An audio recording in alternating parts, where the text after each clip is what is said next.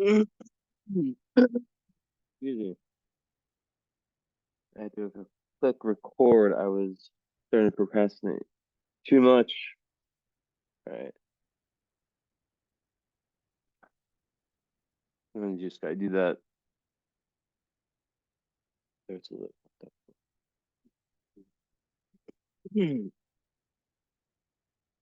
Best water. If San Pellegrino did not have a complete monopoly on carbonated water, look at this. This would be, I can't even imagine how much money this would make in America and in the West. Mm. Better design, way better taste. Yeah, this would be like huge. But San Pellegrino, they're they actually control all the Michelin star restaurants, that family. So I'm pretty sure they have some stranglehold. Maybe they let Perrier in. Perrier shit anyways. So it's like, yeah. That's good. It's a good strategy. So okay, let me have no competition, but let me choose my competition. Let me get like the worst possible, you know. San Pellegrino is not bad. It's still good. Okay, anyways, with that sparkling water. Hmm. Am I doing Braden? This one's gonna be hard. Maddie was interesting. Oh god. Yeah, I hate. Okay, it's very tiring. Okay, so obviously, you're a very intelligent guy, very, lots of respect for what you do. We've known each other forever. Um, I'm ordering a new microphone. I just ordered it. But okay, imagine, you're a surgeon, right? Fuck, I'm sorry, I can't remember. You're becoming a surgeon, whatever. Okay, so you're a medical professional. Imagine living in a world where before just doing the consultation, you had to explain the framework and truly like almost like it's not understood by people, like, and there's lots of misconceptions about what you do, right? And for you, you're like, I'm a fucking doctor, my results speak for themselves, but at the same time there's a stigma. So that's like why I was like, for people who aren't spiritual. Now, I'm not saying you're not spiritual. In fact, the way I define spirituality is not like, um sorry, it's not like, oh, pray, meditate, like hold hands and all whatever people do. It is truly, in my view, spirituality is just an interest or a, God damn it, fucking phone. My mom. God, okay, literally, my mom needs to.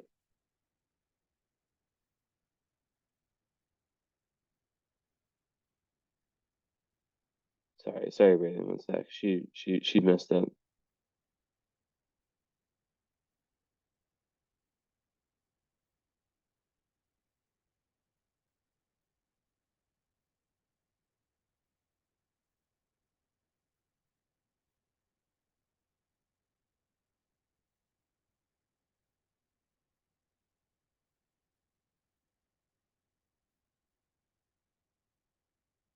Okay. No. sorry, last night. I just need to get into my mom's Amazon Prime, and 'cause I don't have one because there's no Amazon doesn't really exist here. I mean, it does, but like there's not like a local distribution. So we have like the equivalent.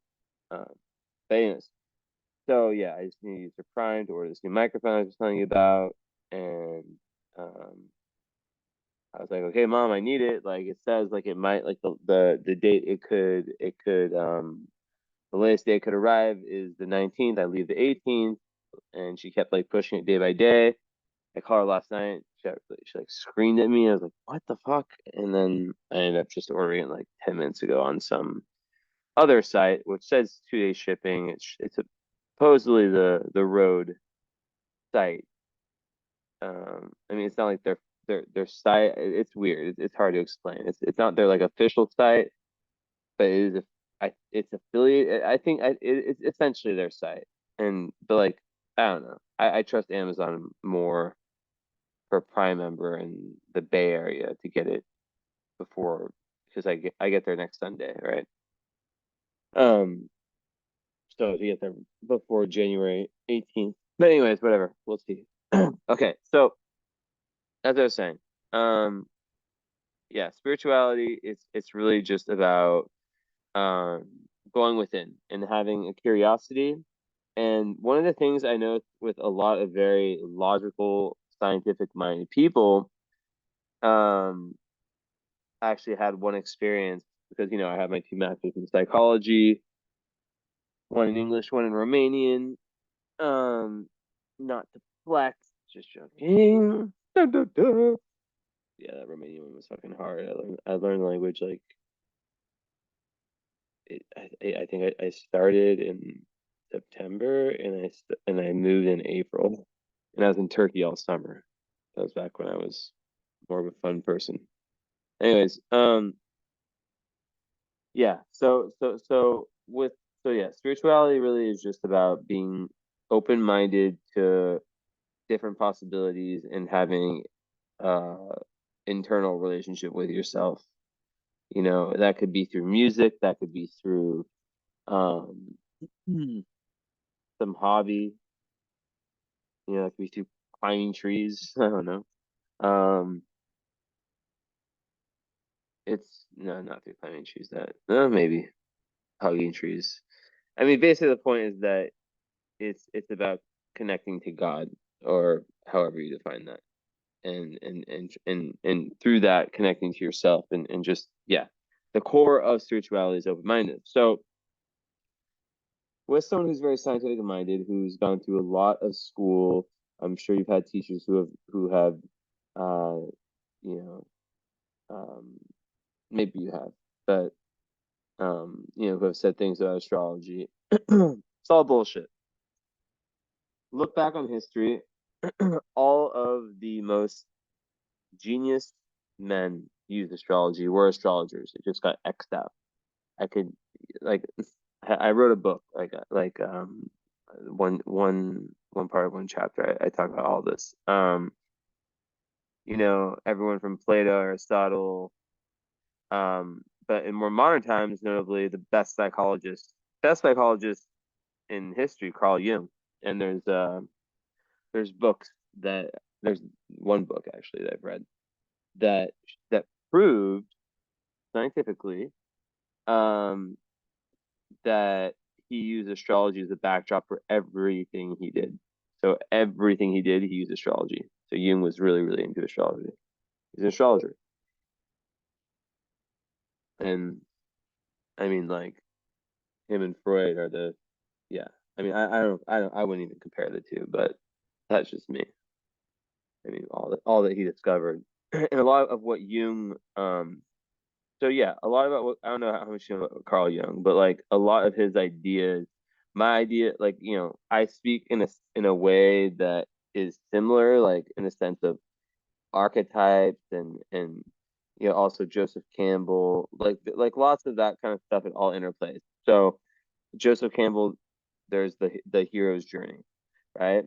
Um, you know, Society that we live in makes us feel like we're just some fucking you know, especially America. Like it's meant to make, in my opinion, it's meant to make us feel like we are just irrelevant, right? I think it's like from the way they build the cities to to everything, you know. You're meant to feel like you're not special, but you are, and that's not just a cheesy thing. Um, and that's part of you know, and there's a big difference between spiritual narcissism and just pure spirituality, right? But understanding through astrology, what I'm going to talk about is that you have a specific blueprint. And as I was saying before I really jump in, with a lot of the very like I've done readings for people that you wouldn't believe. I have a strict confidentiality agreement. But I'm talking royalty, I'm talking celebrities, like, it's insane. And JP Morgan had a quote: millionaires don't use astrology, billionaires do. And it is very, very true. So, um, but yeah, with the scientific folk, um, they've been the ones with the most pushback. I remember I had this friend that was in my master's, super logical guy, and I love a good challenge, and I fancy myself against against anyone when it comes to astrology and whatever. So I got on the phone with him and we talked for an hour and a half. He is the most skeptical, like non-religious, like kind of weird. Like, I mean, not that he's that's not weird, but you know what I mean. Like, just like overly skeptical, overly like, I need proof. It's like, okay, well, like every scientific, what's Einstein's quote about what is it about how, yeah, basically everything that was ever discovered, like we could discover something, we could prove astrology is real tomorrow. Does that mean that it wasn't real today? That's why I find so stupid about people who think like that. But at the same time, there's the very open-minded scientists, which are amazing. But this is the thing. This is the thing, my friend, is that when, well, okay, yeah. A lot of it has to do with intellectual ego, but basically, with that friend, spoke to him for 90 minutes, and every single thing I said to him about his chart, like I know this guy too. Like, so it's not like I'm just like talking about someone I don't know. Like with you, I know you, but I'm still gonna talk based on the chart like I don't know you. Like, because like a lot is revealed that like I don't know. That might be a shock to me, right? Like with Maddie, I was super shocked. I wasn't like super shocked. I was just like, damn, she has a Cancer moon. No wonder she has these two sides, right? The this in psychology we call a split. So yeah, like I basically just like every I just destroyed him, like in a sense of like it wasn't a battle, but like everything I said was just on point, and he was agreeing with it. He's like, "Yeah, I guess I am kind of like that. Yeah, that's true. Ha ha ha." It was actually like funny, and like it gets to the end, I'm expecting him to be like, "Okay, well, you definitely, yeah, you definitely proved astrology to me because there's no way you could have known all that." Instead, this fucking guy, this stubborn, he had, it actually all makes sense because he had a lot of what's called fixed energy, Taurus, Leo, primarily, and then Scorpio, um, and Aquarius. Those are the fixed signs. So he had a lot of, but Aquarius is a little bit less fixed. But yeah, he had a lot of Taurus and Leo, and a little bit of Scorpio energy, and that he's so stubborn. So at the end, he just goes, "Yeah, it's interesting to see that's more complex what you do, but I still don't believe in astrology." And I was just like in my head, I was like, "Yeah, you do. Yeah, you fucking do." And that's all fucking ego. That's all your intellectual ego. And this is the last thing I'm gonna say before I really start the reading, which is the longest intro I've ever had, is that I wrote a book. You should get it if you want. Um, it's not about me. As you know, I've had a pretty interesting life. It's called Pisces Live Nine Lives. I wrote it not even like from I don't even like I haven't looked at like how much if it's made money or anything like that. I make like $3 a copy, but I basically wrote it when I was 29, which is your Saturn return, during COVID because I wanted to like be able to read it when I'm like, you know, 40 or something, or show it to loved ones who meet me and see how I thought at that age. That was basically the whole purpose behind it. And then yeah, people bought it. But yeah, there's a lot in that book about intellectual like what I find to be the most important attribute someone can have is intellectual open-mindedness. Um intellectual open-mindedness and flexibility. You know, being willing to admit you're wrong, being willing, and that's the problem with a lot of science, very logically minded scientific people.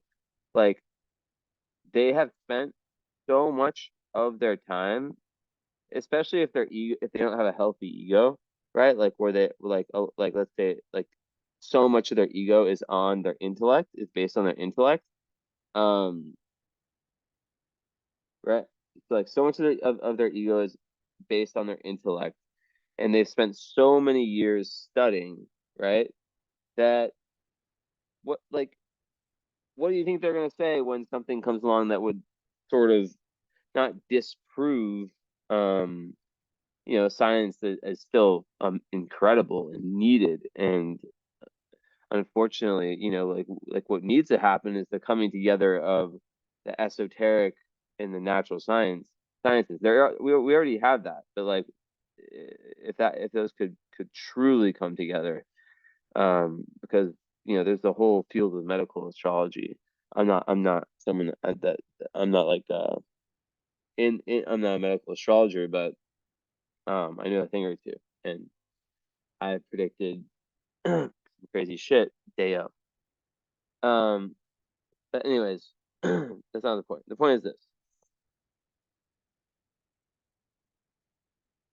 people who are very left-brained, um, are the people who struggle most with astrology, and sometimes it's because your chart is you at birth and it's your potential. And if you go against that potential, right? So everything I'm about to talk to you about, this is you. I'm gonna spit this out to you as if I've never met you, right? Um, like I don't think your mom said anything specific. Like I think like Maddie, like she needed the reading her reading for her reasons. I spoke on everything. Um, Let me just check. I don't think there was anything. Shit, there's no way I'm gonna find it in my DMs. Oh my god. Yeah. No, I found. Oh my god, so lucky. Okay, Allison. And yeah, with my readings, they're the best. Like, I mean, that's not my words. Okay, Braden's gonna say anything about what you should focus on. Wait, so yeah, I'm just gonna flow with yours. But you have that Aquarius moon. I fuck with Aquarius moons. All right, whatever. Let me stretch a bit.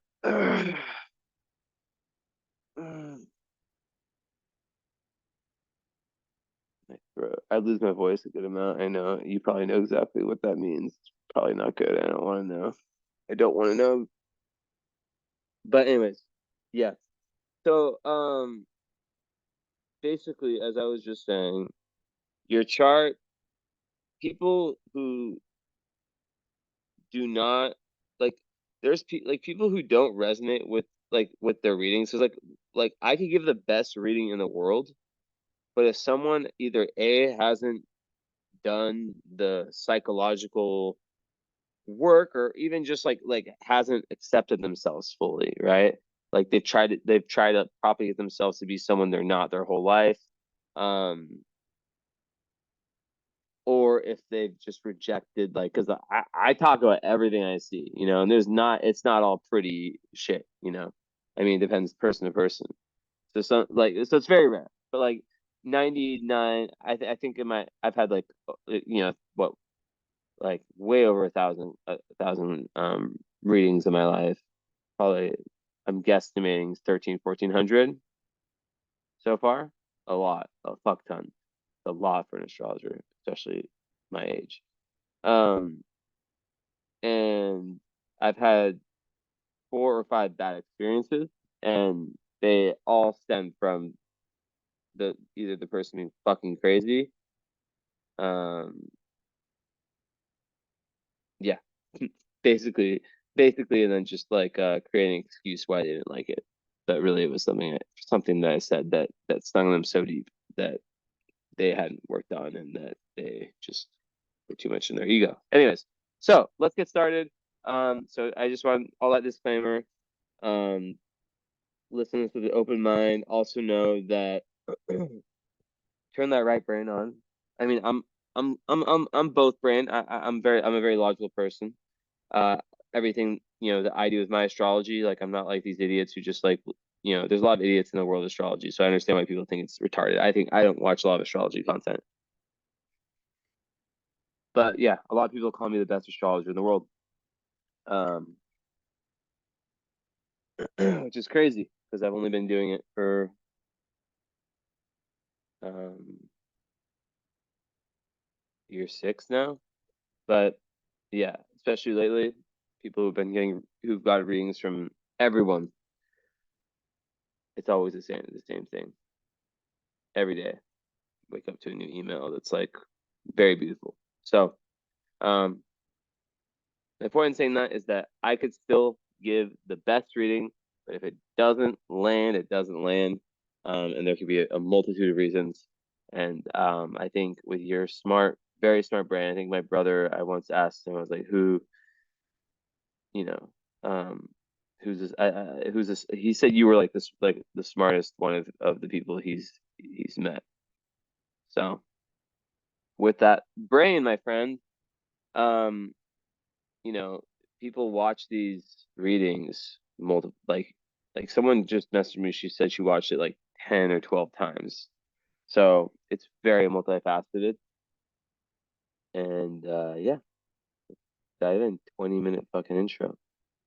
Fuck my life. Jesus Christ. Okay.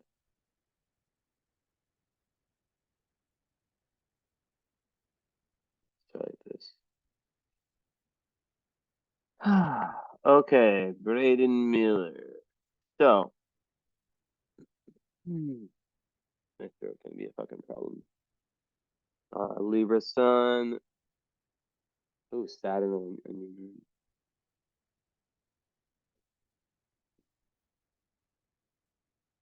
Oh, okay, yeah, I see why you'd be interested in yeah, in spirituality or the occult or the unseen, the mysteries of the world. You have an 8th house moon. That makes perfect sense. Um,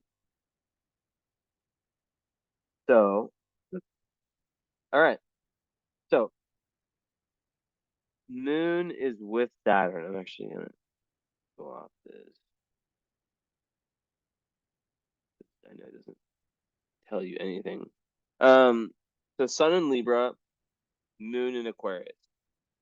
Right off the bat, that's the Sun. That's like the the masculine archetype. It's like your identity, the core essence of who you are. Blah blah blah. The Moon is it's like an egg, right? You have the big three. You have the ascendant. That's like the shell of the egg, the mask. The white, which is the sun, and the yolk, which is the moon. So obviously people don't see the yolk, no one sees the yolk, but it runs the show. So your moon's in Aquarius. So that's why you and Maddie are very different. Um, you're a lot less sensitive than her, unless you have, yeah, yeah, you are like she's way, way, way more sensitive than you, with her Cancer moon. And so I'm gonna just speak about that for a moment. Yeah, so one thing I love about Aquarius moon like I said, the moon is your feminine archetype, so it's non-negotiable. It's what you need to be happy. It's what you need to be secure, right? So unfortunately, though, you have the planet Saturn. So the moment you're born, so this natal chart represents, this is all math, right? This is all angles, right? So everything I'm doing is like is essentially math in my head. I'm like every not math. I mean it's all about patterns, right? Like everything I'm doing is pattern recognition and just, you know, having a ton of knowledge about this stuff. Um, but yeah, basically everything in the universe is math. I'm sure maybe you've heard of sacred geometry. You've seen ancient civilizations. Everything is numbers, right? So in astrology, um, you have what's called an aspect. If at the moment of your birth, which is the moment of conception, which is, you know, that is the chosen time, on a karmic level, when that soul comes into this, Edgar Casey said, the soul enters this incarnation at the exact moment that is perfectly in line with his karma. Some shit like that. I always butcher quotes, but you get the point. So there's a lot of deep meaning to all that, right? So um yeah, so having Moon Saturn, you know, I got your dad's info too. Because I see a lot of crazy shit with parents, and I have your mom's too. Because he 11.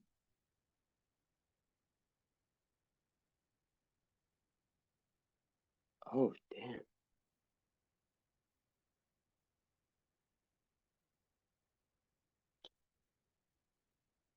We'll start out as why 21, 21.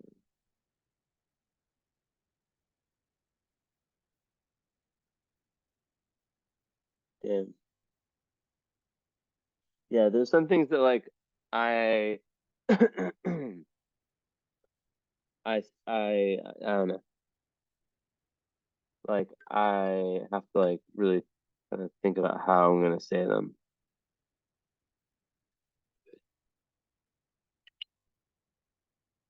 Um, but it's interesting. You guys have his Chiron, like in synastry astrology, your moon lands on his Chiron, and Chiron is related to, you know, to pain, but it's also related to growth.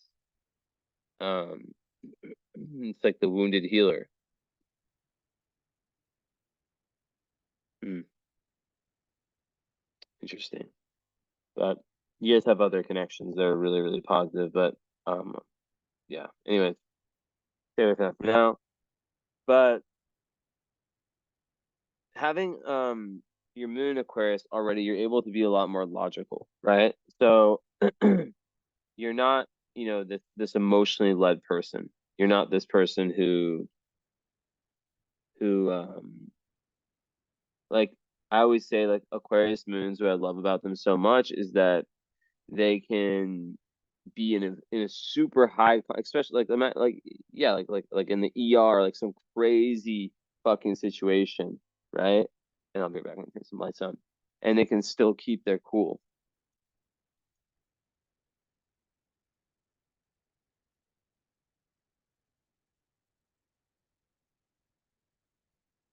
right? That's one thing I love about that place. Um, I would say that whenever I see someone with Saturn on their moon, they usually, you know, the moon usually is the mother, but in your case, it's the father. I mean, like I see, this is one thing that like they'll teach you if you learn astrology, but like, you know, I'm like a scientist in the sense that like um I only base things off of like, you know, my experience with them, like because usually I have a follow up with a client. I know with you, you can add one if you feel like you want to, right? But most people, they have this, and then they have the follow up, and then they add other readings too. But yeah, so like some people, they just like read from they like read stuff on Instagram, like, oh yeah, this is true, blah blah. Me, it's like, no, I want to fucking know. Like I want to have proof through my clients, through my own experience. So one thing that I haven't really found that proof um about is like the sun representing the dad and the moon representing the mom. But I look I like to blend psychology and astrology, and if I look at it more psychologically, Saturn is the planet of restriction, right? So the moon already in Aquarius, like I said, it's an air moon, so it can already be more prone to being on a emotional level, um, more detached from its emotions. Like Aquarius moons are not the types that are gonna think about the past very much. Like they can move on, like especially when it comes to romance. Well, what's your Venus? Damn. Well, we'll talk about your romantic life in a sec. I needed to tell you some things. But then you are, yeah, okay. So with the past comment, you do have Cancer, Mars, and rising. So um, Cancer of any sign, it's like the most potential, the most related to the past. So yeah, so that part I would not say is likely true.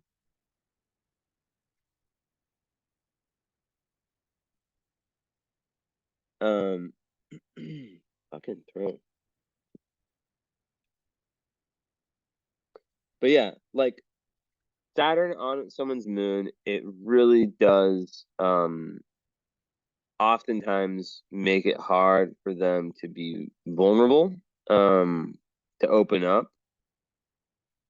And because the moon's in Aquarius, sometimes there can be a lack of understanding one's own true emotional, and I'm not like Mr. Emotional, in that sense, right? Obviously, different events happen in our life that open that stuff up. And by the way, like if like whatever I say, like this is a puzzle, right? So it's like I could say something at the start, but then I could say something later in the chart. Everything gets weaved together, just so you know. But yeah, Aquarius moons are with Saturn on it, like that would you usually, like if you got this reading from like another, like some like random astrologer, they would say, oh, you had a mom, your mom was very what do they say? They would say she was very strict, right? They'd say your mom was very, you know, I would, or even, maybe better than that, they'd say your upbringing was very strict, and yeah, and there's like a level of, I guess you could say, somberness and sadness that came from it, which, yeah, Saturn moon does do that. And what's okay, this is fucking fascinating, Braden. Eighth house is the house of death. Your moon is in the eighth house with Saturn. Fuck, that's kind of crazy. And you learned about death of someone you love. Like I don't have many childhood memories, which is crazy, right? But I have a lot of memories of Doug, which is fucking weird, right? Like I yeah, come to like I have a like I remember going to tons of those baseball. I have like a solid amount of memories of that dude. Really liked him. He's a G. He's a G. But don't worry, you will reincarnate with him. Energy does not die, and I'm sure you've felt him. Um, but anyways, yeah. So Saturn conjunct Moon. Back like on in a good way, it can definitely create a lot of emotional groundedness and maturity, and kind of make someone very stable, like where they're just very even keeled, and where Like even if crazy stuff happens in the life, this is why what's interesting, right? I'm gonna talk openly here. There's you and Maddie. You, I don't know much about your lives. I try not to know.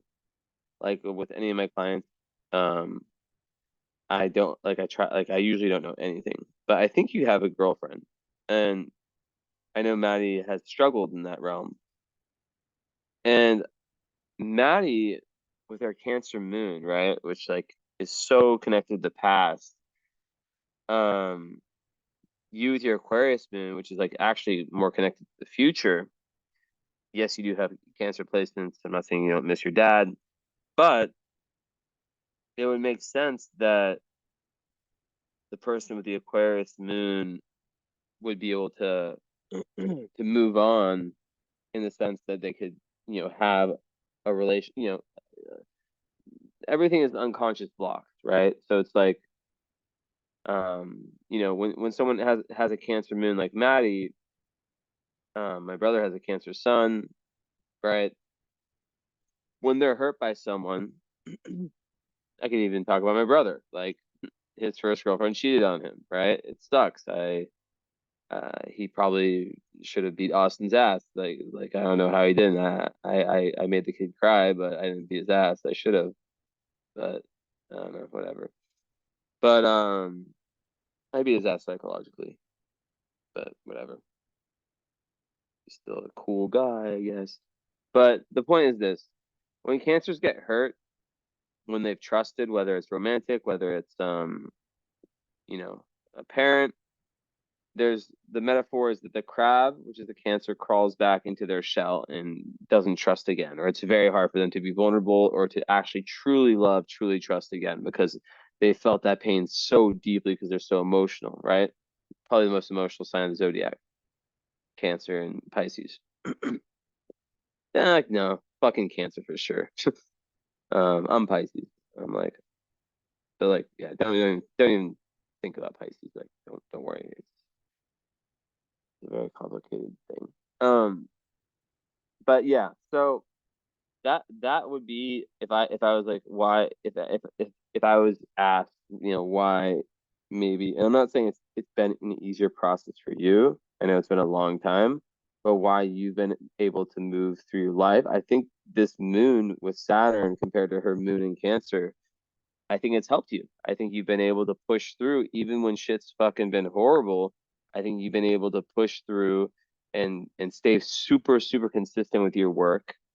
Um, but also, like Moon Saturn people are usually sad. There's usually a level of sadness or loneliness, even if they're surrounded by people. But you just had your Saturn return. So this is what's very interesting. I just actually spoke with someone the other day who had the eighth house Saturn just like you. And I told them, actually, I had a reading with them like a while ago. And I was like, after your Saturn return, the eighth house, because that's where your Saturn is, and her Saturn, I was like, you're going to be a lot more open to the esoteric, the occult, to really figuring out what's beneath the surface in life, right? Not just like this surface level shit. Not that she was so surface level, but she kind of was. And yeah, she's like become like really, really into lots of esoteric topics. So um your past or Saturn return, pivotal time, 20, at around 29, 29 and a half. So now, your life is truly starting, and everything with your moon. So everything with Saturn, every aspect Saturn makes, it gets better with age. So it's like the first 29 and a half years, probably, but like a lot of times it's like, till mid 20s ish. There's this sadness, right? This sadness with Sun conjunct Saturn. That comes, this sadness, this guilt, and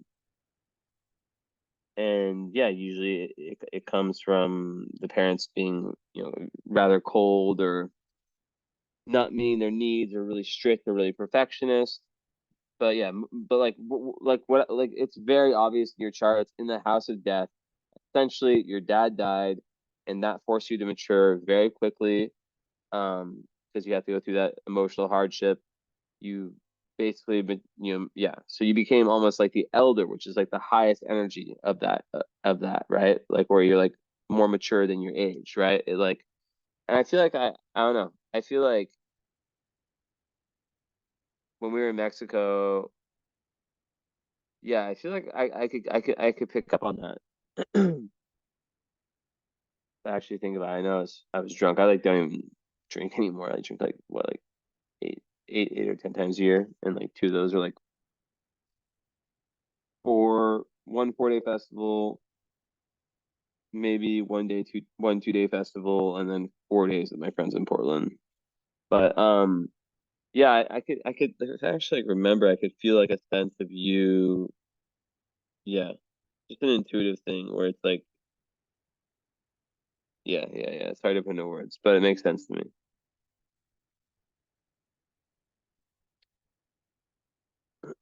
Just this, yeah, this ability to kind of having been through it and yeah, solidity. So basically with this, it is it does make someone, like I said, who can be counted on, who's very loyal, very devoted, usually more traditional, right? Usually more traditional, and just super hardworking, right? They're like Saturn Moon people are people who will work super hard, um, to achieve stability and security and very solid foundations in their life, right? So it's more of like someone who would like yeah, who want to be in the medical field, right? Like that's exactly it. And the fact that you're in a so this is what's cool with the fact that you're an Aquarius moon, right? That's the archetype of the inventor, of the person who thinks outside the box. So what I love about Aquarius moon is that they don't like, okay, so I'm a Sag moon, don't worry about what it means, right? I'm not an emotionally led person at all, right? And Aquarius moon are not either. And that's why I get along well with them, because like some people are very emotionally led, and I'm just like, I don't know. It's just I just can't have it, you know? Even females, like I mean, I would say most females are to some extent emotionally led, but obviously some more than others. And I think like if I actually think about it, well, I've had a girlfriend forever, but like I would say she's a lot less emotionally led. She can be, but definitely more emotionally controlled than a lot of other girls. Yeah, emotional intelligence. But that's the thing, right? So the Aquarius moon can think outside the box, um, but it can be also very aloof and very far from its emotions. So I always say it's actually fucking hilarious that Maddie is a Cancer moon and that you're an Aquarius moon, because I say this example to clients and like I'll say something like, so there's the Aquarius moon and the Cancer moon. I literally will say those two signs. They both go through the same thing. The Cancer moon might cry about it, in the moment. It makes them sad. They feel it. It comes up. They cry. Blah blah blah. I mean, not blah blah blah. That's a healthy thing to do. Like Cancer moon is the best moon. It's like known as the best moon placement what your sister has, because it gives people that connection with their emotions. It's just that they can sometimes run away from them. But the Aquarius moon might, that same thing happens. They push it away, and then 7 months later, they like feel the emotional impact of that thing that happens, right? So there can be this, because it's an air sign. Air moons can have a lot. They can sometimes intellectualize their emotions, especially if they're very logically minded people. They can fucking throat. What do I have for my throat? Oh, hold up. I actually have a syrup. You can still hear me though. Um, yeah. So they so stuff.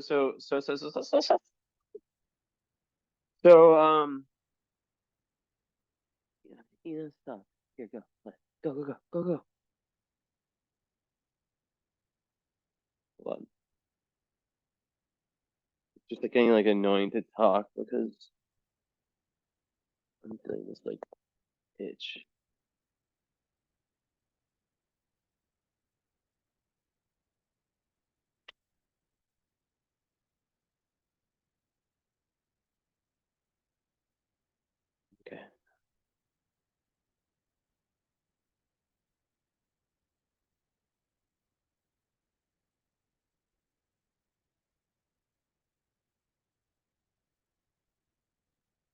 in this shit.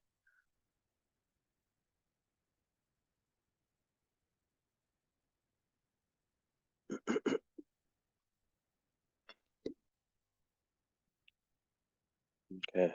Hope that cures everything. What was I saying?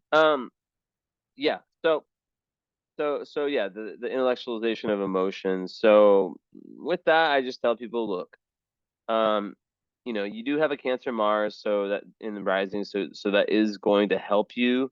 When you have an Aquarius moon with no water, water rules intuition, emotion, um, things of that nature.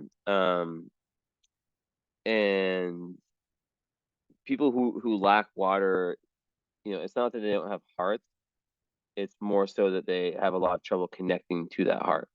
So because you have Saturn on your moon and it's in Aquarius, which is a sign that can already be very aloof, it's very interesting though, right? It's like Aquarius moons, they can be the like most humanitarian people ever, but then in their personal relationships, there can be like a level of like aloofness because they need a lot of space, right? You're an eighth house or two, so you need a lot of space. Well, we'll see how it all connects with the Libra and yeah, and Cancer. So maybe to some extent, but um,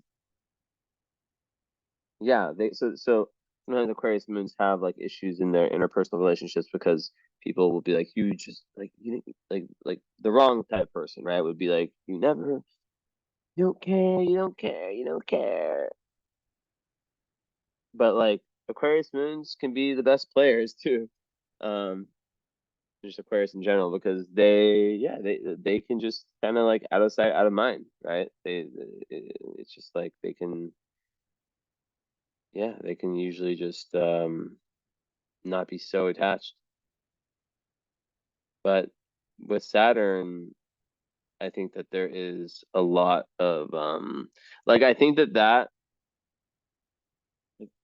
in your chart, like I would not be surprised if you got interested in spirituality. Um, especially like, like the thing that got okay, so the thing that got me fucking going crazy was when I first went to that school in Europa. It was a thing between international business school and some random spiritual school after I had my whole problems, right? And I'm gonna be really honest with you, and I have a whole chapter about it. You should get this shit. I would send it to you if I was in America because it's the most important chapter. And this is weird. I've already talked about my book twice because I never talk about this thing, or very rarely. But the most important part is chapters called "Overcoming the Fear of Death," and basically it talks about my experience as that being essentially like the thing that destroyed my life, overcoming the fear of death, right?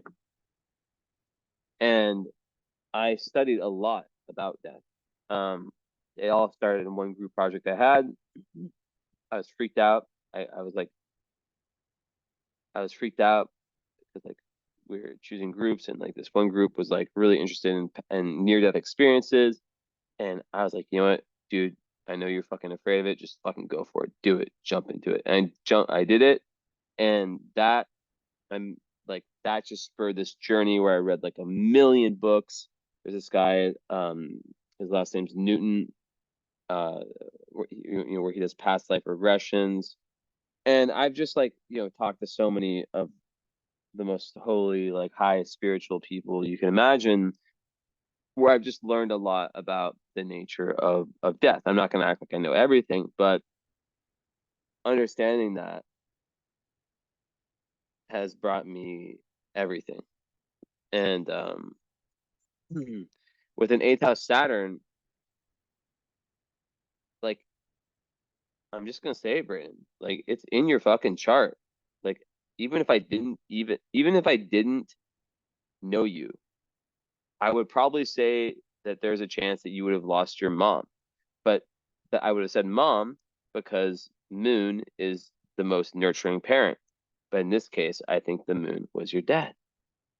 And through that, you have gone, you've gone through this massive, what eighth house is about, death, rebirth, transformation, right? It's all metaphoric, um, on, your own personal, psychological, emotional, energetic level, right? So you've grown up really fast. And now that you've hit the Saturn return, the moon, Saturn, everything gets better with age.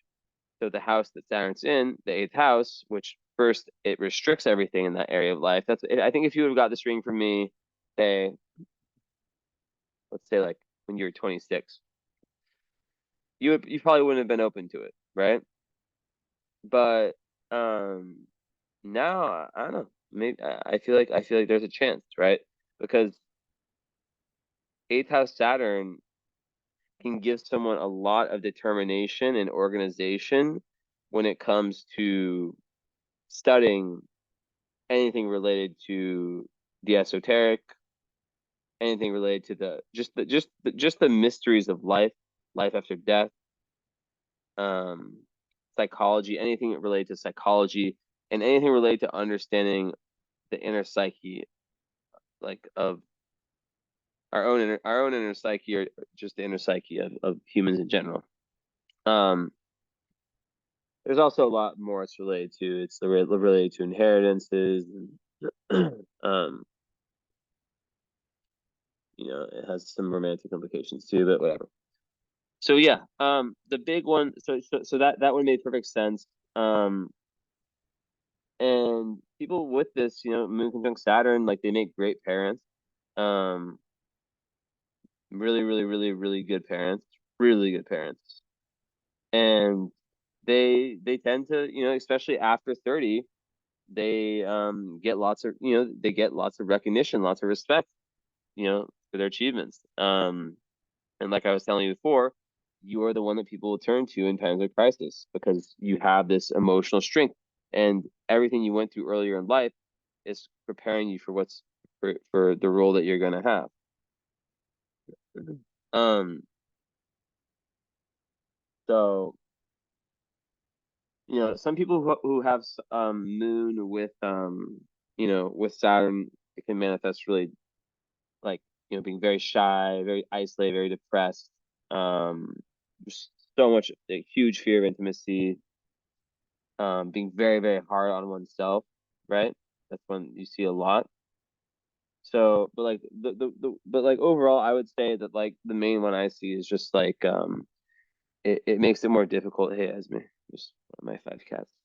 Just it makes it more difficult for one to open up, and when one's an Aquarius moon already, it's already hard. But there can also be, yeah, just like shyness, and the advice I would give with that is just to leave the comfort zone and dive into areas of life that seem a little bit scary, or that that aren't the norm, right? And just like being able to open up to others is so important. um so okay, so yeah, the fact that your moon's in the 8th house, that just speaks about how you are meant to go through different, basically different lives within this life, right? So 8th house moon people, they go through massive emotional transformations. I know it's with Saturn, so that will kind of hold, that'll add a level of stability to that. But yeah, they also they are very interested in why people are the way they are. They want to know, they have this need to know what's beneath the surface. And it's also quite relational, right? Quite relational in like a more serious sense, right? So yeah, so you have a double air, right?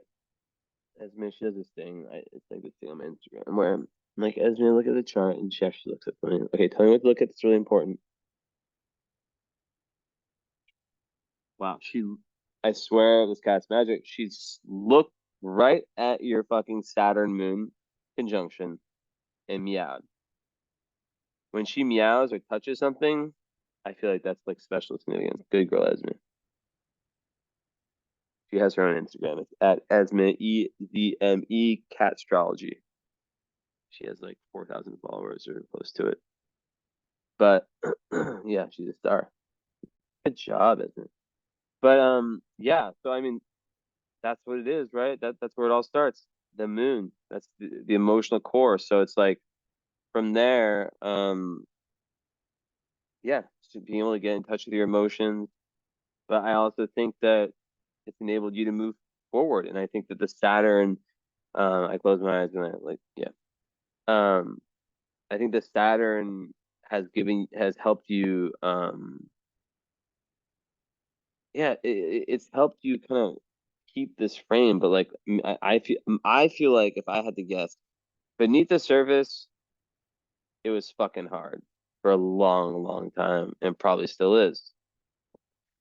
I just feel like you were able to hold your shit together really well. And I feel like another thing about Aquarius Moon is that it's the outside the box thinking. So you're probably able to, find meaning in a different way. For example, like an idea like, okay, what would my dad want me to do? My dad would, you know, want me to, what did I tell my dad I wanted to be, right? And then that's like added motivation, right? That would be a very like Saturn Moon thing. So okay, so Libra, I don't like to go into sun signs. It's like fucking basic shit, Libra, but Libra is an air sign, and so your sun and your moon are both in the air, so that creates like a smooth sailing. It's like if there's two captains, right, to your ship, the sun and the moon. It's better if they're both going in a similar direction. In your case, they are. Yeah, they train each other. So that also usually means a very good relationship between mom and dad, where um on a psychological level, the the main lesson, like if I was like, Braden, write down um what you learned from Doug and what you learned from Allison, or like what you've taken on from them, because and it's very unconscious. I did this in my book. I never did it. I was like, damn, I thought there was nothing. I thought like shit. There's a lot of shit. But yeah, it would be like or just their core values would be very, very in line, right? Like, while for me, for example, I have sun square moon. You obviously know my dad. You met my dad. Yeah, you know my dad. So my mom too. You find two different people, how the fuck did they get married? Like, um, so yeah, sun square moon. That's the clash. That's what I have, right? The clash between like the mother and the father's psychology being very different. Anyways, so that's good. So yeah, being a Libra, obviously you have to, you have Libra Sun and um Mercury in the fourth house, which is the house of home, of the past. So that's more of that past energy.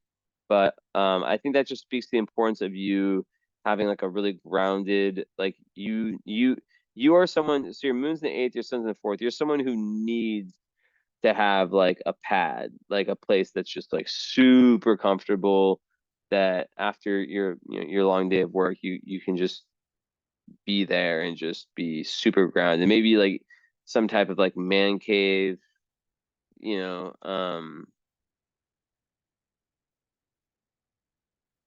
Although,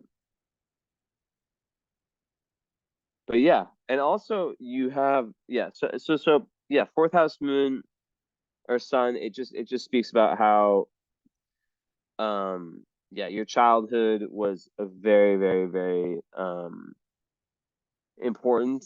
Like your not just your childhood, like your home and family life, you know, like future and past. It just speaks to the importance of that, and how those are the vehicles through which you learn a lot about life, right? Um, so fourth house sun people usually, want to have families. They usually are very tied to their family of origin. Um, and yeah, like even if it's like family conflict or just things that like just family life in general, they it still provides you with lots of opportunities to learn about life through that way, right? Um, so yeah, people, fourth house moon or sun people, they usually have that nesting urge, right? Um, and yeah, also, I know you're not in real estate, but I forget if your family is. Fourth house sun is really good for anything connected to real estate, property in general. Just putting that out there.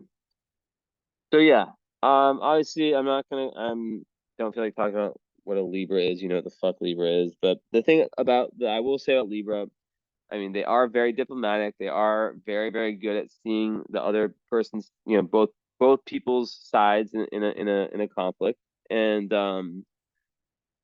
you know, they definitely the biggest thing with Libra is that they sometimes, right, not all, remember, astrology is endless in terms like everyone has a unique chart, but they sometimes can get pushed around. And what happens is that they want to balance everything. So in their environment, so let's say you're in like a friendship, relationship, whatever, it's very important for Libra to understand boundaries and to have very solid boundaries, which is why Saturn, which is the planet that rules boundaries, which is on your moon, and Aquarius moons are usually quite good at making boundaries. That is amazing, right? Oh, and you have Jupiter on the IC, you lucky fucker. Damn, that's a really, really nice one. I'm so jealous. I have Pluto on the IC. Horrible. But wow. Okay, talk about that a little bit. So yeah, so basically, um, yeah, like Libra, diplomacy, very sociable, enjoys people. You know, you have some people who just like can't do life. What the fuck? Why does my fucking iPad just say iPad lost? I haven't touched it in like 2 days.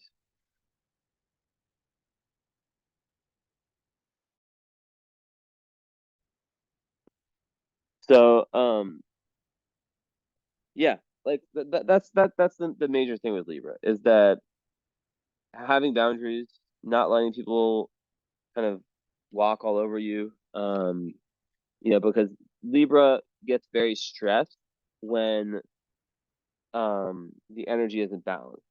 So sometimes they put themselves down in order for the energy to be good, or I guess I'm saying, yeah, like in order for the energy to be balanced, they put themselves down at the expense of that, right? So it's like it's very, very important for Libras to understand that there is potential for people pleasing.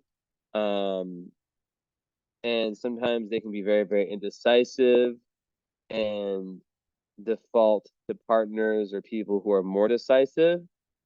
So they have to lean into their Aries, the opposite sign, which is Aries, which is all about assertiveness, decisiveness, action. Now, speaking about action, you have Mars on your ascendant. I'll show you. So your ascendant is the sign. It's yeah, like I said, it's a Cancer, right? So Cancer rising. I think it's the same degree as Kanye. I'm pretty sure. Um, but yeah, it's just like actually that's not a bad example for Cancer rising. So every Cancer rising I've ever met, I've never met one. I met a lot. I've never met one that I don't feel comfortable around. They always have a very warm external energy that feels very homey and familial. I don't know if you've had people tell you this before. Perhaps you have that, you feel like um or they say that you feel like part of their family even if you're not. Like I don't know if like but that's like that's kind of like the vibe with Cancer rising. It's ruled by the moon. So um you know, I tell like yeah, your moon is Aquarius, but like I still tell people it's very interesting to follow the lunar cycles because a lot of Cancer risings feel that more than other risings. So like, for example, when it's a full moon, they'll be more affected. The new moon in, I think, in 2 days, 2 days, right? Or tomorrow. But anyways, yeah. But so when you have a planet rising, that planet becomes very strong. And you have Mars, which is the planet of action, of assertiveness, you have it rising. Now you do have it in in Cancer, which is a way more peaceful version of Mars. Mars is the function in us that is our assertiveness function. So a lot of athletes have Mars in in fire signs or on angles like you, right? Like but they would have it closer. Actually, yeah, yours is 2 degrees away. Or a lot of it is with aspects, right? They would like a lot of them have yeah, Mars like square Uranus or trine Pluto. Yeah, I've seen a lot of that. But hmm. Yeah, so Mars rising people usually have less trouble asserting their needs, and they yeah, so even though it's in like even though Cancer risings are not known as the people who are going to be able like they're usually very very shy, having Mars there kind of changes that up, and it's like you still come off as like charming and you know, familial and grounding to people, but then you have this ability to ask for what you want when you need to ask for it. So you're not a pushover.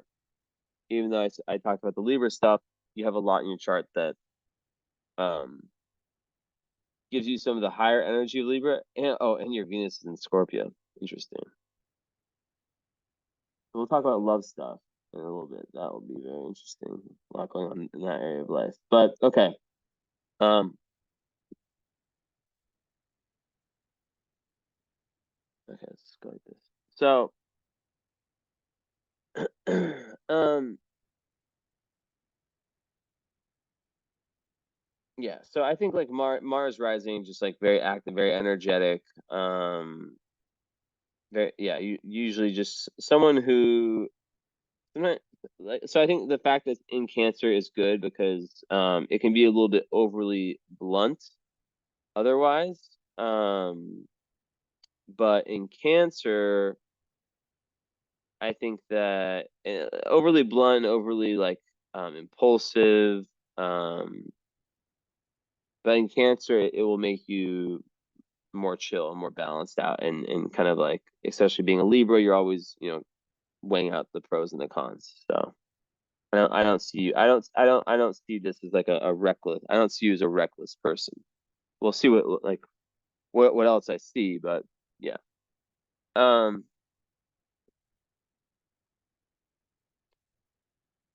but yeah, so one of the most important things for Cancer rising and Cancer Mars is learning to really use your intuition, and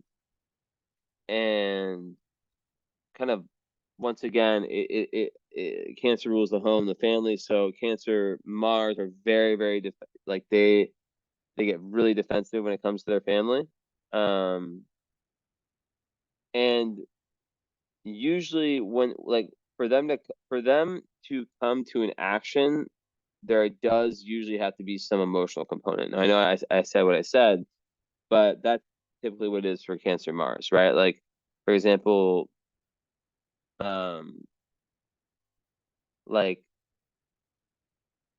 they're gonna do something in life because they have an emotional. No, that's a bad example. Like if someone like they're gonna fight someone if there's like an emotional aspect to it, right? Rather than like a fire Mars that's just kind of like, oh, you said what, you know? So,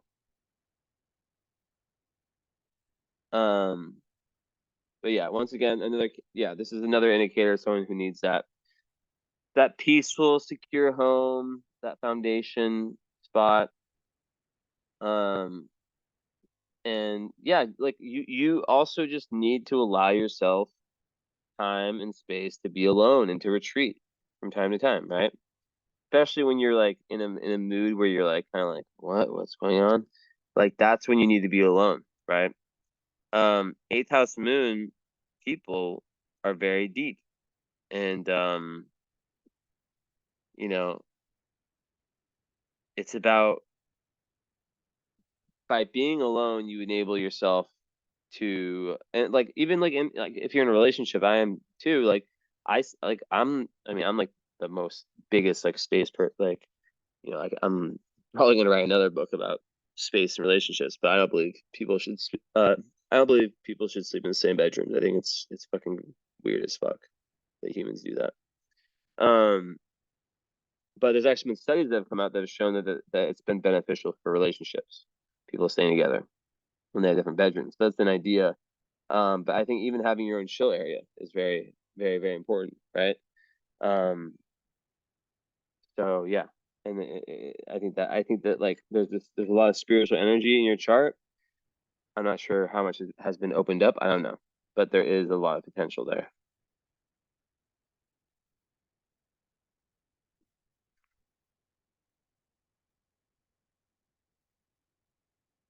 Hmm. So yeah, I would say just like with that Cancer Mars, um, like really getting in touch with your intuition. I don't know if you meditate, but start meditating and try to like get your third eye, right? Like try like read about it. Like when you meditate, focus on your third eye and it takes time, but you start seeing things. Um but yeah, just like definitely um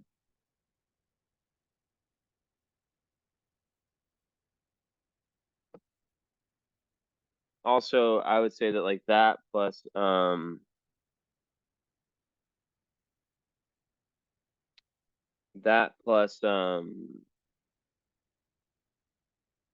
yeah, the Saturn energy. I think you're someone who definitely like needs, you know, like you really like when you get somewhere you need to feel it out and you really need to kind of ease your way in, really, really know, like, you're not, I don't feel like you have like an impulsive energy. We'll see if there's any other aspects that say otherwise, but I feel like yeah, you're like a very responsible person, which I don't say much, and I don't really say that very often in my readings. Yeah, someone who can be an authority, definitely. Like I see authority all over your chart. Um, maturity too. Yeah, that was the word. Maturity, authority. Um, and also like super courageous, right? And Mars ascendant people are very independent. So now this is another thing though. So Mars rules our anger, right? And Mars in Cancer, the shadow of it is that they can be passive aggressive because they can find it difficult to just like let that shit out. So they can hold their anger in. And when you're in Aquarius moon, you might have that potential separation from your emotions, right? Where it's like kind of like you know difficult, like yeah, like as I said earlier, like there's you're further away from them, you're not as aware of them potentially. It's not necessarily the truth, but um I think that Mars ascendant, it's very good for sports, very good for um for business, for anything that requires energy on a day-to-day level, right? Any kind of job. Like it gives a really strong work ethic, and it's because it's Cancer. Cancer is also the healer, right? The nurturer. So it would make you want to nurture others. But one thing I would say about your chart is that you're a very, very strong person, and it might not be easy for you to understand and respect those other people that aren't strong like yourself, right? Um, you might see people like this and be like, what the fuck? Like, why can't they just like what's wrong with them. But it's really just about understanding that different people have different energies within them, different makeups, and yeah. So yeah. Okay. Hmm.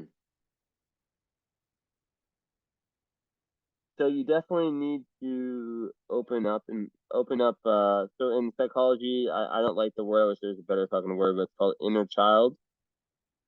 Wow, you're my God. So you even have Sun square Neptune in your chart. Like literally, when like that Sun, Father, Neptune, people who have like Sun in the 12th or Sun Neptune aspects, oftentimes their dad was either metaphorically or physically not present.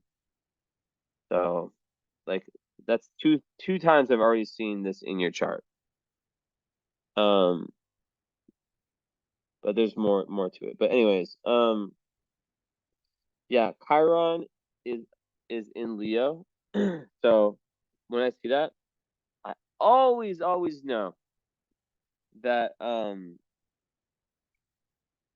that person needs to learn to let go, learn to be goofy, learn to just be a kid, you know?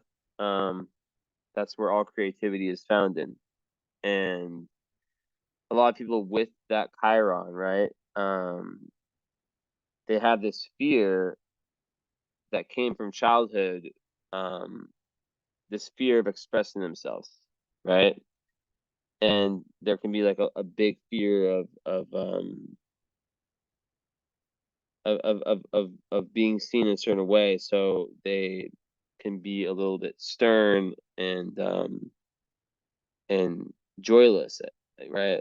Like in a sense where it's when you can just like I act like a fucking kid all the time, like with my girlfriend, like or alone, I'm a fucking kid, like even on my content, like like I don't give a fuck, like I'll say whatever, right? And I'm Leo, like I have a lot of Leo, right, in Aquarius, which is like which rules, those are the planets that rule that energy. So that's like called inner child work. Um, and it's about connecting with your inner child and just like I, in my opinion, I think so. Chiron and Leo, I think if slash when you have kids, I would bet money you have kids. I think that's going to help a fuck ton because rules kids. So I think that being a father is going to be big for that. Um, but also, what can happen with Chiron and Leo is that you can be reminded of your own pain through children. So it kind of, yeah, it kind of goes both ways. But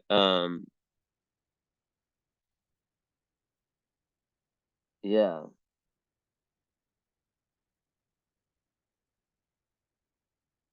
but we'll get back to that. That's kind of how I see with the Chiron. But do you have any fire? No, you're like my brother. Yeah, no wonder you guys are friends. Neither of you guys have any fire. So but you have okay, so you have no fire, but you have Mars ascendant, which is not in a fire sign, but it's a very fiery placement. So that's what has helped you um you know jumpstart and have that activity level. If you didn't have that, my brother doesn't have that, right? And he's kind of it's very hard for him. He's doing better now, but it's hard for him to you know like it's hard for him to start things. Like follow through, I feel like no issue, right? But like to find passions, like fire has to do with like finding passion, right? Things that we love to do, laughing, um, creativity, um, action, just anything that just lights your fire, right?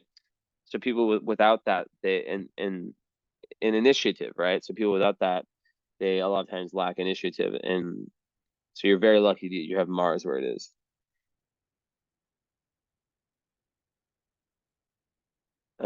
Also, fun fact: a lot of the best tennis players in the world, for whatever reason, have Sun, Mars in Cancer, And I would say perhaps, since your Mars is in a water sign, perhaps a water sport could be very good for you, like swimming. Wait, do you play tennis? That'd be crazy if you did. But anyways, yeah. So let's see. Hmm, where do I want to go next?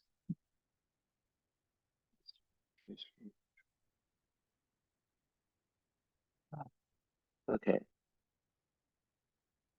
Well, it's so crazy because you're born the same year as my brother, so I just like I know a lot of these like you like the outer planets, they move very slowly. So if you're born the same year as someone, you have a lot of this like similar outer planet placements, like just in terms of the signs, not the house or the aspects, but yeah, interesting. So like I know like I've seen this or like I know this one. 'Cause I've studied his chart is fascinating. It's one of the hardest charts I've ever seen. So I've like predicted he doesn't listen, but I've like predicted like everything in his life, like literally like every single thing I predicted over the last few years. I like literally told my mom, I was like, Mom, around like 4 to 6 months after his Saturn turn starts, he's gonna get his shit together. He's gonna start to get his shit together. By the end of it, he's gonna have it essentially together, and then it's just gonna be all uphill. And I was right, and he was in the shitter. So yeah, whatever. Let's look at this. So I'm a karmic astrologer, which means that where I come from is the idea that we reincarnate in different lifetimes. Um, and in each lifetime we have different karmic goals, different things we have to get past, different things that um, it's basically like we have different karmic goals and different karmic depths. Um, there's a very there's specific goals we have in each incarnation, right? And different lessons we learn. That's like why everything with your dad, that was a lesson. In some way, that was a lesson, and in for him, it was a sacrifice he took out of love for you.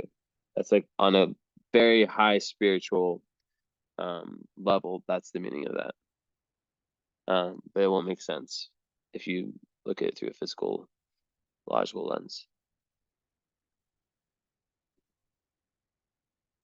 But I'll tell you that you will like, and I'd be willing to. It's like it's not just something that like I think. It's something I fucking know. I'm trying to think of like how to prove to you. Like if I'm wrong, I hope I die tomorrow. That like I don't know. I never want to bring my mom into it. My cat, my girlfriend. Basically, on everything I love, you will see your dad again. And this is just one incarnation of many that you've had together. And he took the ultimate sacrifice. Stay with me. His death, there's fate in that. I'm sure if I really look this chart, I could find it. But the point will make sense to you when you're 80 or 70 or 60. And the question will be, if he stuck around,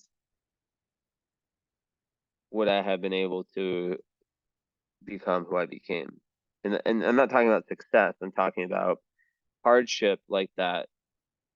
It it brings something. It teaches the soul a lesson that perhaps it hasn't learned before, right?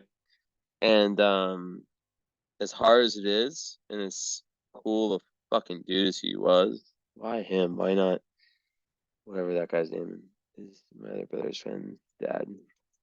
I was joking. I was talking about Xavier Brownlow's dad, but I actually think I've never met him. I was dark humor, dark humor. My bad, my bad, my bad. Um, nothing against Blaine. I've never had a conversation with him. That was kind of fucked up. But yeah, so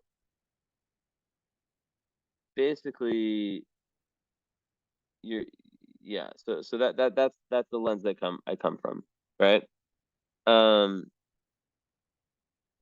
so South Node represents the been there, done that, right? Think of it like your karmic and past lives default mode, right? And North Node is the opposite. It's like what you're where you're trying to get to in this lifetime. It's like the mountain never climbed in past lives. I don't know why I'm having a weird breathing thing right now. It's not like horrible. It's just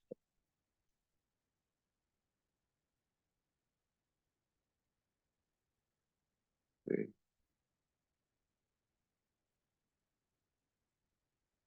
Okay, yeah. So South Node, then they're done that. North Node is where you're trying to get to.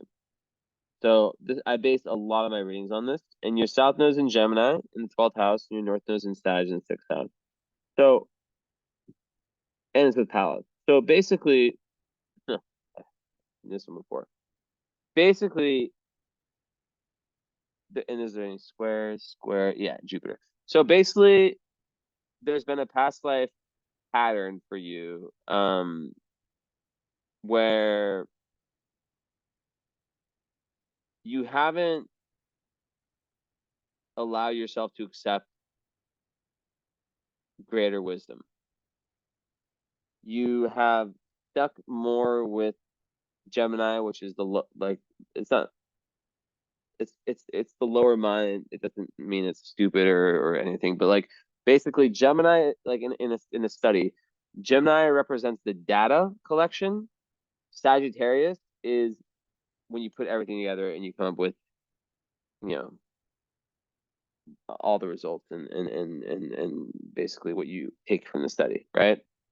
So South Node and Gemini people, you know, they've they haven't taken enough risks when it comes to one traveling physically, um, leaving their immediate environment, two traveling, more importantly, traveling metaphorically, opening up their mind. So a lot of times they're and because it squares Jupiter, Jupiter has to do with truth, and the square Jupiter that represents someone who, yeah, and Jupiter rules your North Node. So yeah, that's someone who has lost their spiritual way or their philosophical way, based on past lives where they, may honestly may have been isolated.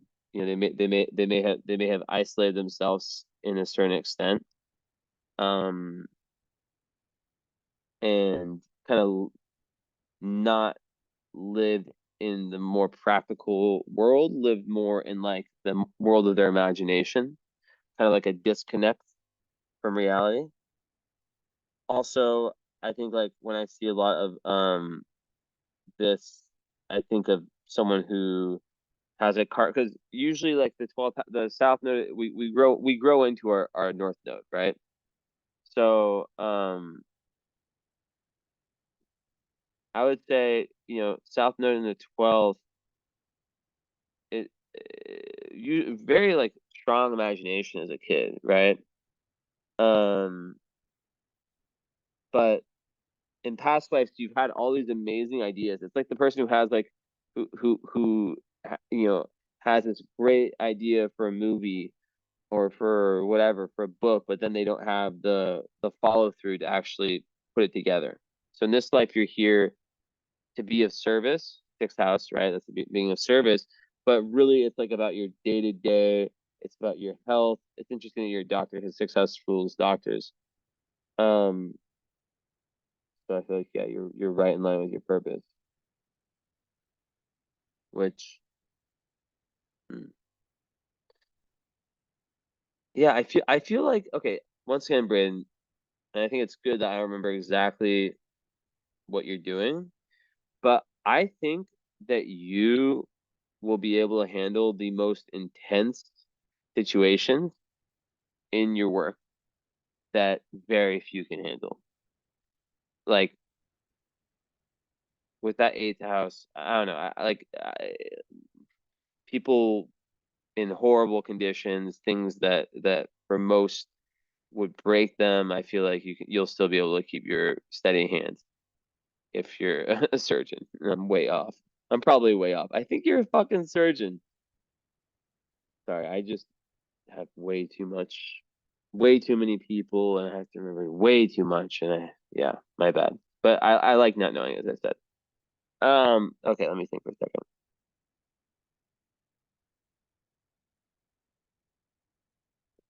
So, yeah. So like, South Node 12th house people, yeah, they usually have past lives where they were quite mystical, right? Um, Spiritual, um, creative, and yeah, kind of in that way. But the fact that it's in Gemini, right? Um, it's just like square Jupiter too. I've seen this before. Like I know 1,000% your life purpose is if you have an intellect, like what I call an intellectual ego, um, it's to drop it. Like not like obviously everything you've learned is very, very true and very, very important, right? But it's limited to what we know now, which is like what? I mean, who knows? Maybe like 0.001% of what is actually out there. So to not limit yourself in that way. But I already think you're doing a good job in that sense. You know, like a lot of South Node Gemini people find it very hard to move away from where they grew up, or at least like from their immediate environment. Although you're still in America, but yeah, I mean that's fine. That's fine. That's fine. Um,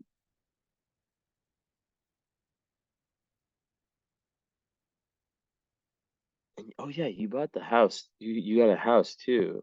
I think you bought a house and you have Jupiter in the IC and you have a lot of really favorable stuff for property.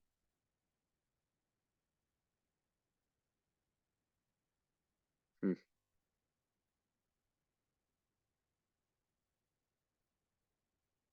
How would it work? Wait. Yeah. But your midheaven's in Pisces, so you know, yeah. I mean like um, you know, you're for your work, you know, you want to give back, you know, like there's a part of you that wants, you know, that connects through your work.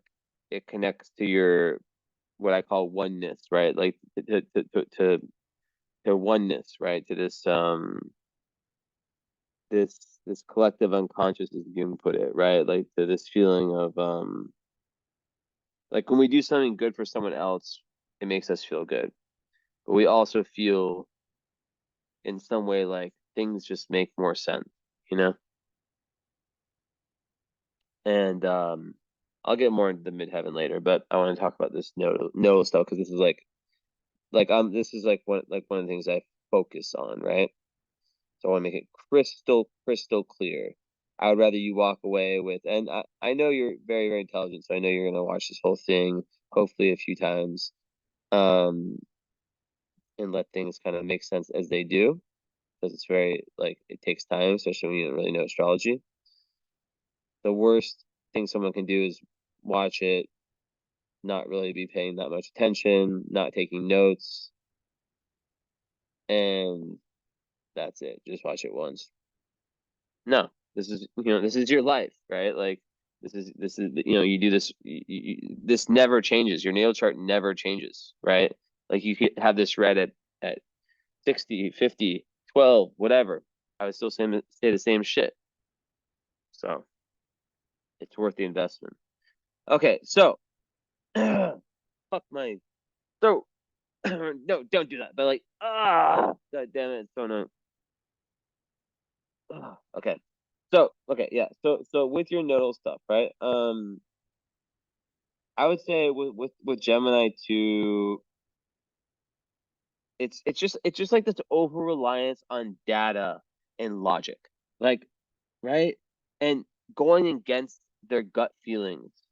Um, so it's like when there's areas of life that require a more intuitive approach, right? The Southern Gemini person, I know my brother struggles as fuck with this. Like, they struggle to lean into that right brain side of like, okay, maybe there's not like perfect scientific proof right now, but what does my intuition say? What does, but you do have an eighth house moon, so who knows? Maybe you are more open in that way. You're definitely gonna go through lots of transformations, and maybe in the last year and a half, however long it's been since, yeah, a year or so, maybe even, yeah, a year or so slash now, like maybe that's like when things are really opening up. Who knows? Maybe this reading is like, I mean, it's always divine timing. Like, it's always crazy the timing of when I give people readings, but yeah, I don't think this would have been the same experience a few years ago as it would be now, as it is going to be now, hopefully. Okay. Mika, I don't want you on my lap right now, but you can say hi. Go up here, Mika. Come on. Come on, Mika. Go, Mika. Cat can jump so high. Mika, I don't want you on my lap. I know you're the best cat in the world. I want you up. Oh no, that is being occupied.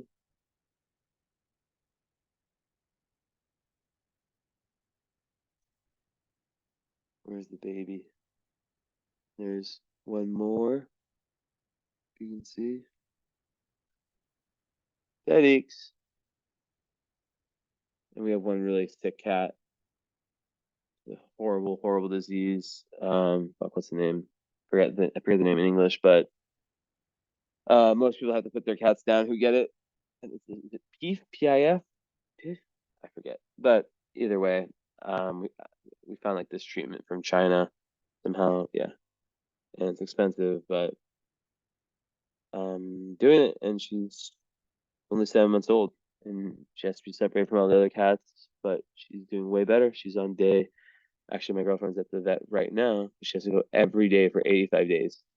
85 days, and for an injection at 7 o'clock every night, every fucking day.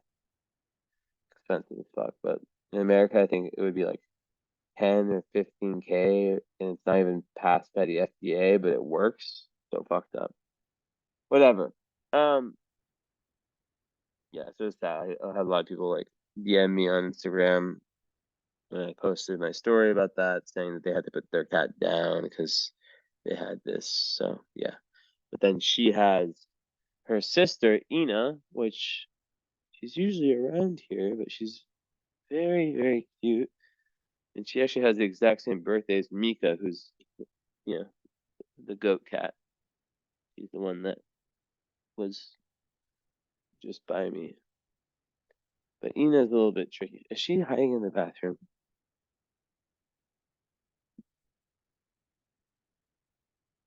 Hold on. I don't like this.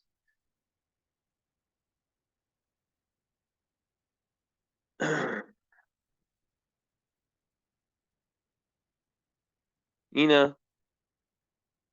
Oh, there you are. I said to throw a toy. Come here, Ina. Come here, Ina. Let's show Braden my little baby.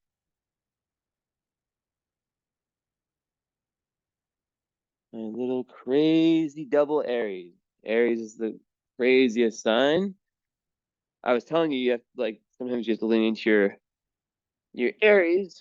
Well, I'm going to show you an example. Sun and Moon with Jupiter and Aries. Just look at this. And she's like the softest cat I've ever touched. Her and Whitey when Whitey was younger. Stop! Ow! Fuck you! Stop it! Be cute. Oh my God. Okay, fine, run. Anyways, okay. So it's interesting too. Yeah. So what can happen with this, right, is that when one is too obsessed with data, um, and kind of pushed away from anything that's more spiritual, intuitive, which it confuses me because it's a 12th house south node, right? But that can also be like someone who has like been more, like I said, been more escapist, um, yeah, like self-delusion. It can be a lot of different things, right? Addiction. I don't know. It's a very complicated south node to have. But basically, we're going to focus on the signs, and then we'll go to the houses after. So it can create someone who has a very cluttered mind, right? When they haven't like strengthened that relationship, because like that's the goal for you in this lifetime, is to strengthen your relationship with your higher self, right? That's Sagittarius North Node. One way that's done is through traveling, by being in a different culture. I'm not talking about our Mexico trip. That doesn't fucking count.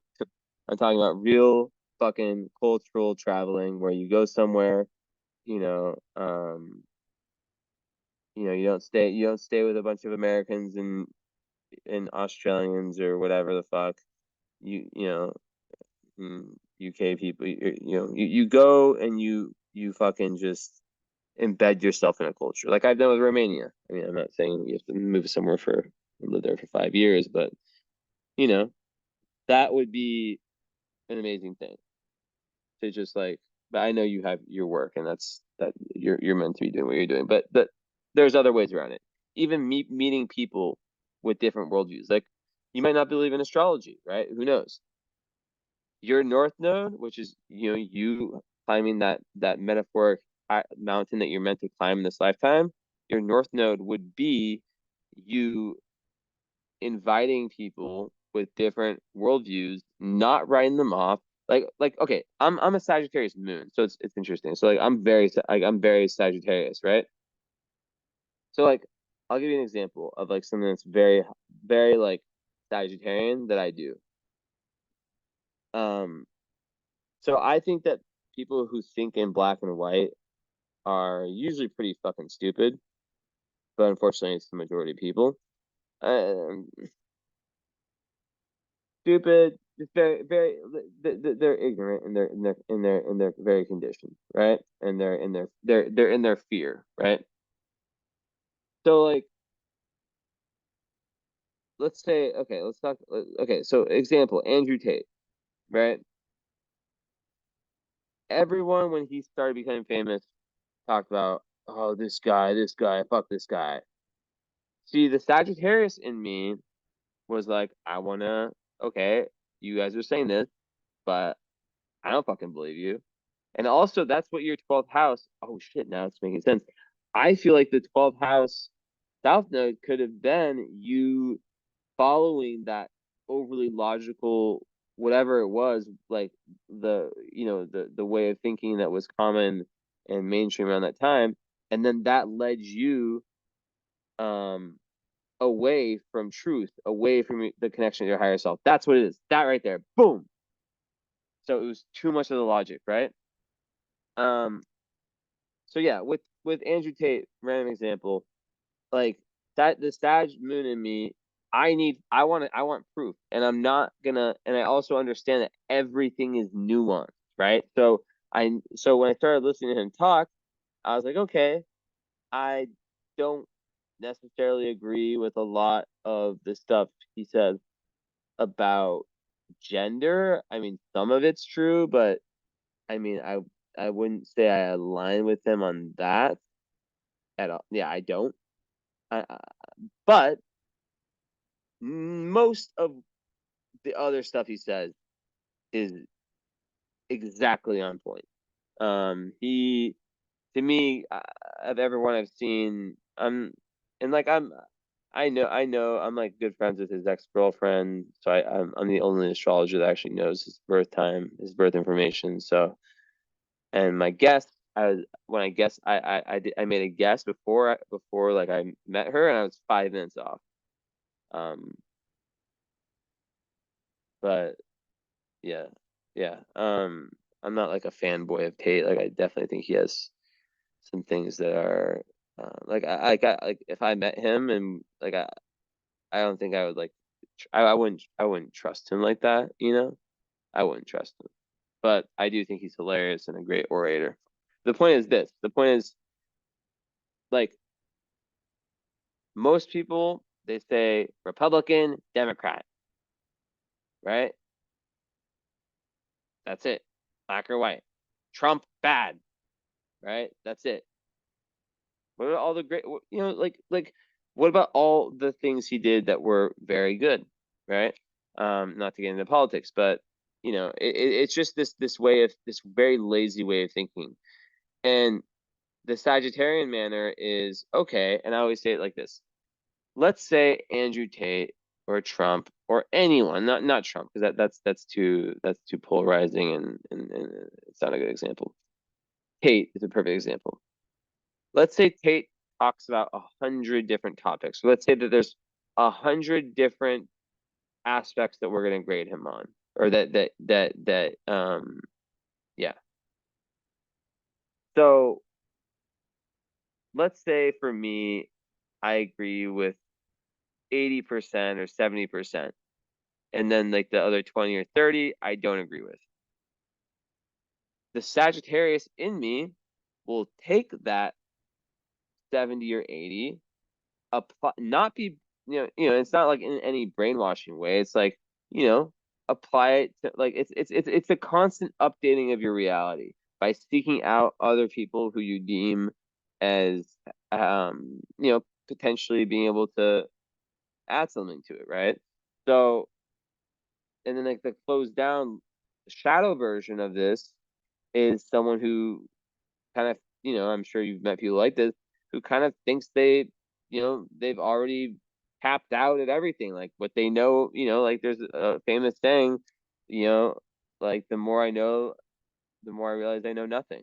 Right. So anyone who thinks they know everything or who's like not willing to take on new information, stupid. So, and like, you know,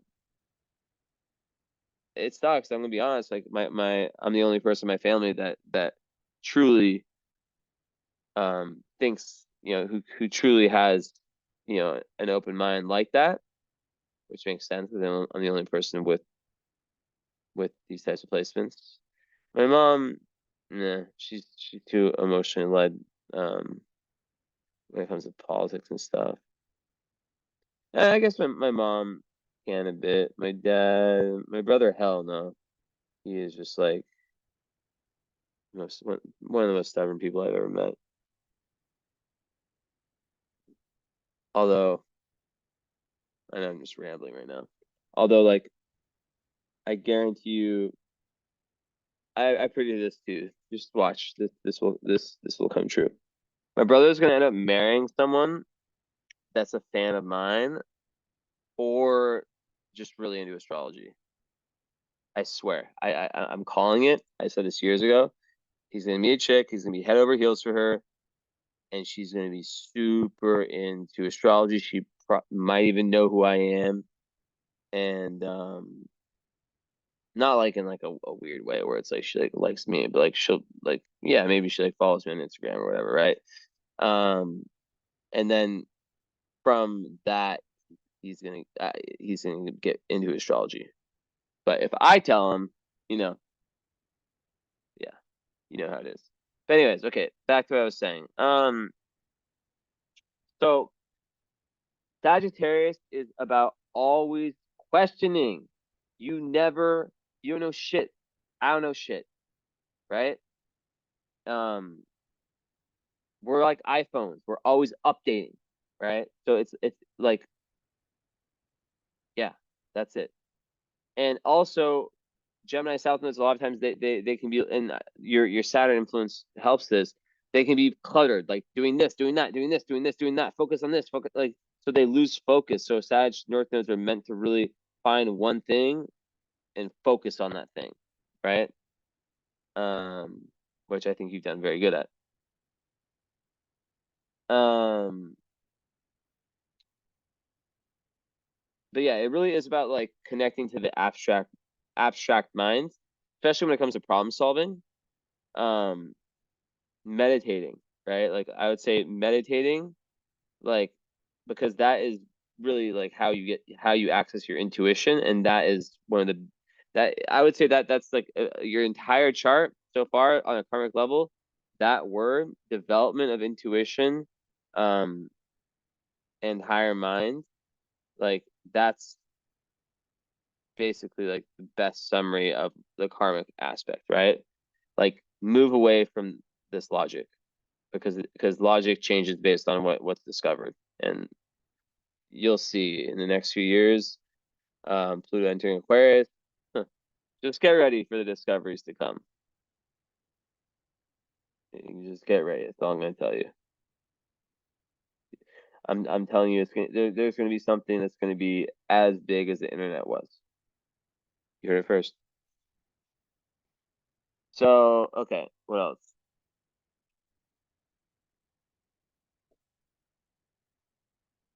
So another Gemini Southland feature is like always needing to fill your life with tons of different things.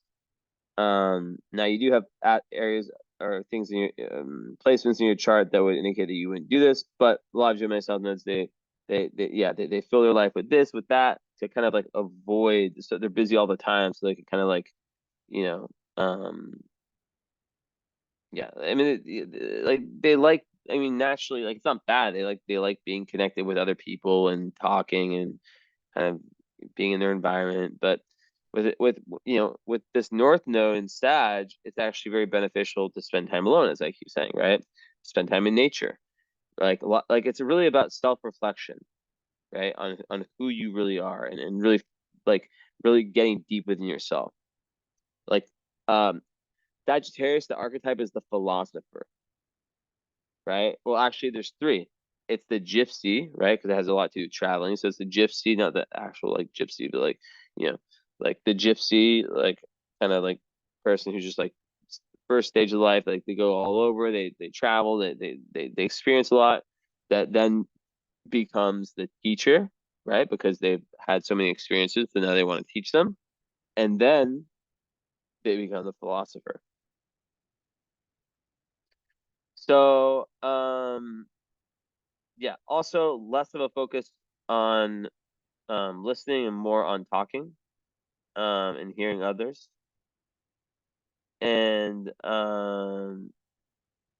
just like yeah, like really, really, truly, like on a unconscious level, right? Because this is very unconscious stuff. Appreciating different opinions, even if you don't agree. Growth happens um when you compare different ideas and thought experiments, right? That's how growth happens. Like okay, another example. I in the last year or so sometimes will watch like red pill, like the red pill shit. Like I'll watch some of that stuff on YouTube. Do I agree with it? No. I mean, once again, there there's stuff they say that's true, and then there's stuff they say that's not true. But why do I watch it? Just curiosity. I am like I don't have to have a reason. Why did I move to Romania? Why did I start learning about astrology?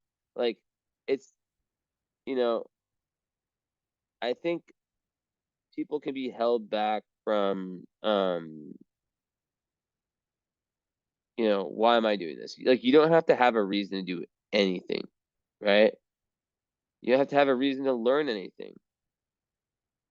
It could just like literally I talk about this in my book. The best things in my life came from me being like a curious cat, where I just was like, huh, I wonder this. And if I was very judgmental of myself, I would have never looked into those things. And then I would have never manifested everything I manifested, right? Yeah, you're on this quest for truth. Um, Truth has been distorted to you in a past life, in I say a past life or just like in past life in general. Um, and yeah, and I think that in your daily life, in your work, you're gonna experience a lot of this. I think you're gonna learn a lot about this. And Palace, so this is very interesting. Thank you. This is very interesting. It's on your north node, and I usually don't look at that, but Palace is about the big perspective, and it's about seeing in Sagittarius, it's about kind of like being on top of the mountain. Okay, just keep that whole thing. It's like being on top of that metaphorical mountain, metaphorical. I'm forgetting English. I swear to God, metaphorical mountain, and being able to see everything. That's it. And then from that, you can plan like a chess player. So it's also asking you in this lifetime to be more discerning, to be more discerning, um, and open-minded. Try everything because your vertex is in the sixth house too. So yeah, like that's basically just like through all this stuff I'm talking about. It's just like when when your vertex and your north node are in the same sign, just like astrology, God speaking through astrology, doubling down because it's very rare, right? That the understanding the highest energy of Sagittarius is literally the healing of your chart. So what else can I say about that? So it's really good because like a lot of people with this nodal placement like struggle with career. Like they are super curious, versatile, and all that, but there's so many different interests that they have that they just can't fucking like commit, you know? So yeah, a lot of people with that have multiple professions throughout their life, but like I said, Saturn on your moon in Aquarius moon, you know, that's you have an emotional need to do something for humanity, right? So if you have an emotional connection, and then Saturn adds kind of like a Capricornian element, so it's like uh, in the eighth house, so it's work, like the only thing I could see you, well, actually no, I could see you doing something businessy, like, but still doing what you're doing, um, or something that's like I don't think you will, but like psychology, something like that,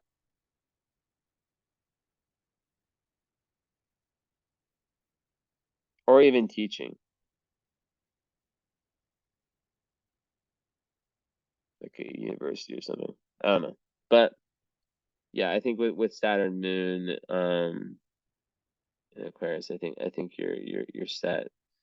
Um,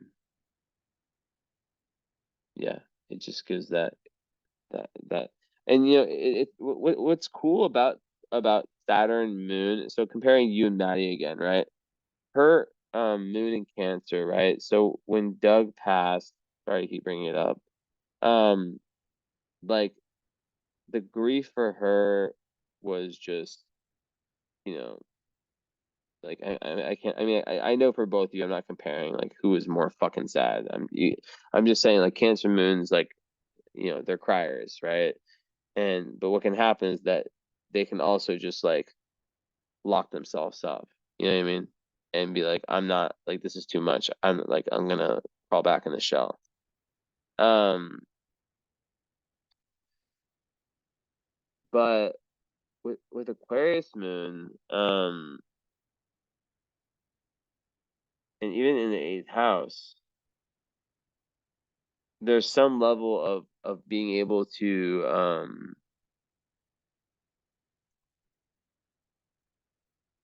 see okay, I lost my train of thought, but then it came back. Like there's there's there's like I kind of said this earlier, like even if you were going through it in like the worst way possible, I feel like on the surface you still were able to keep shit together. I don't remember seeing you during that time, but like Saturn on the moon, like, and not even just like appearances. I'm saying like you got into a really good school. You're doing really, really well career wise. Like That's what I'm talking about. You know, I don't know what Maddie's doing or how. I'm sure she's doing very like very good. I don't know what she's doing career wise, right? All I know is that you're doing very like I know what you're doing. I know you're killing it, right? And that so that's like that's kind of like the blessing and the curse of Saturn, where it's like the curse is that yeah, it makes it hard to open up emotionally, and we'll get into relationships next. Um, and it can kind of yeah, it can create depression with the moon, and it can in with the moon in Aquarius, it can create like a repressed um depression, right? Where that's like very unconscious, very beneath the surface, that you have to really go deep, like whether it's psychotherapy or ayahuasca. I've never done ayahuasca, by the way, but like like really, really, really go into. And that's why it's an eighth house, because it's asking you to let go of everything, everyone, all the things from your old life as you're evolving that don't make sense with your new life.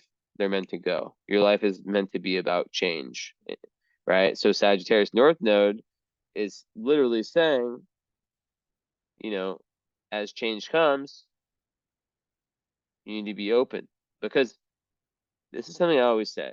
I'm gonna film this because I'm gonna make a reel about this. Oh shit! I fucking hold on one sec.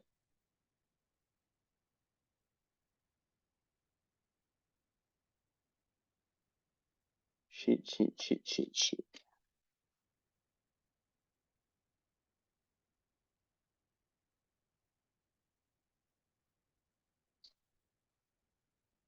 Wait, what?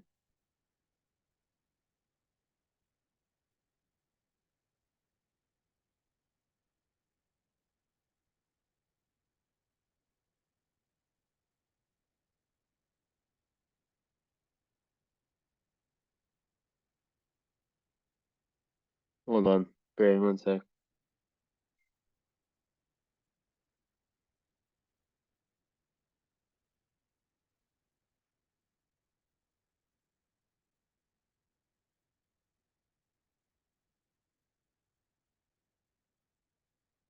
Oh, yeah. Go from here.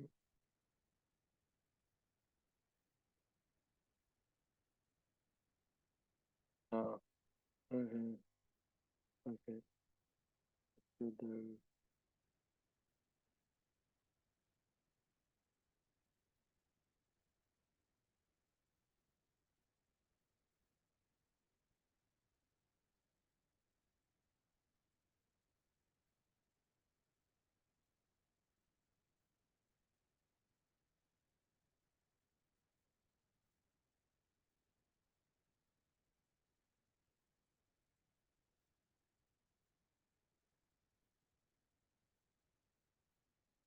Okay.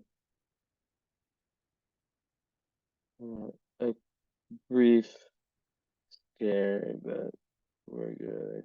I think financial shit.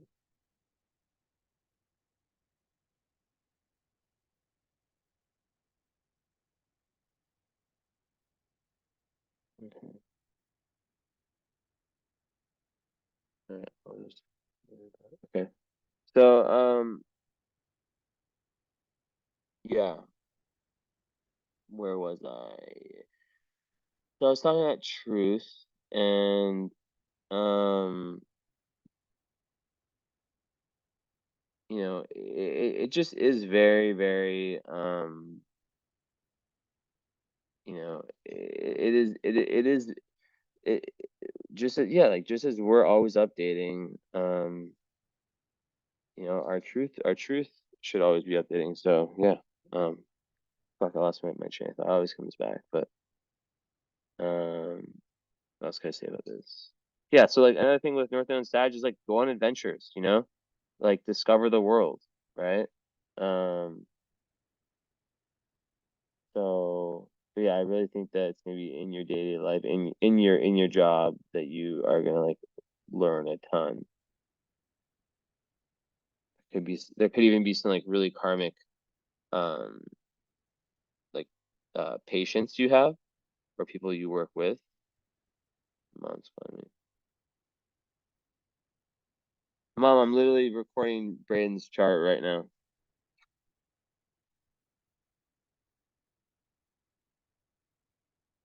Yeah, but okay. Well, I can pause it. I can pause it. One sec. All right, one sec, Braden. I'm gonna hit pause. Okay, back. The Madre called. All right, so yeah, so I totally am happy I paused that because that was like a good 5-10 minute conversation. But anyways, yeah. So just other things like once again, it's all about wisdom. Um, you can become like a very like inspiring, motivating person. Um, you just have to, yeah, it's about taking risks in this life also, right? And a lot of South Node Gemini people have that super strong attachment to where they grew up, and sometimes I would say the shadow I've seen with Gemini and South Node is like I said, it's like it's not just logic.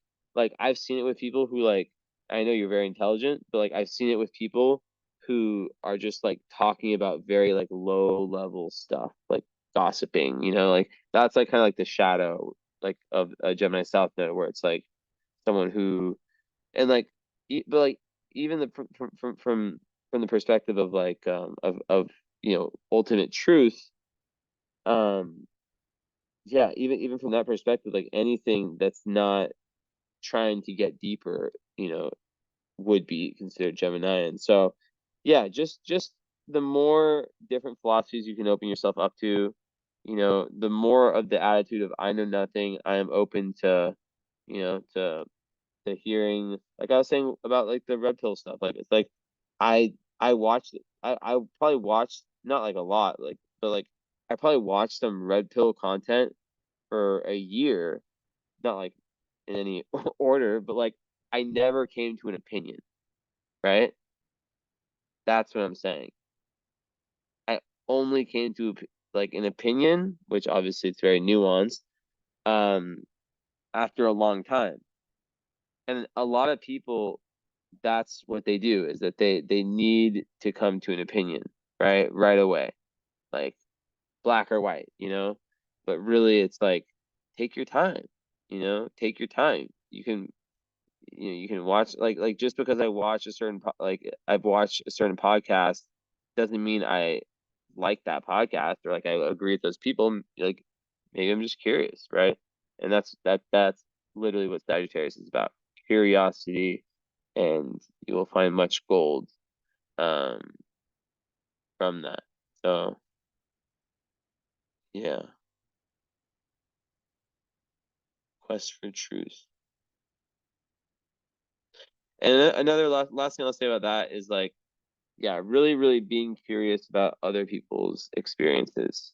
Um, that's massive, right? Yeah, you can really, really take a lot. And yeah, just trying to be friends and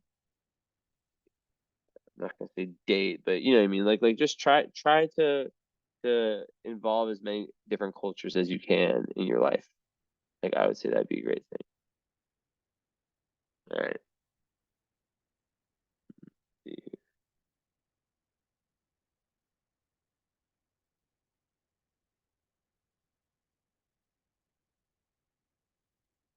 Oh shit, I forgot one thing about the this.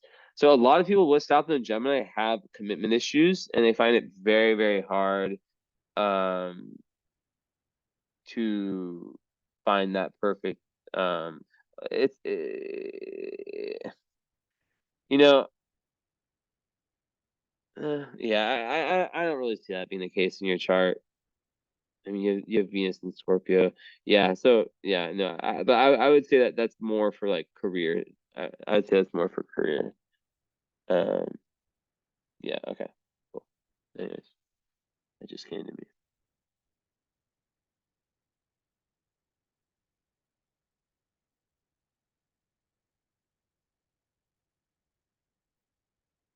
Let's see here.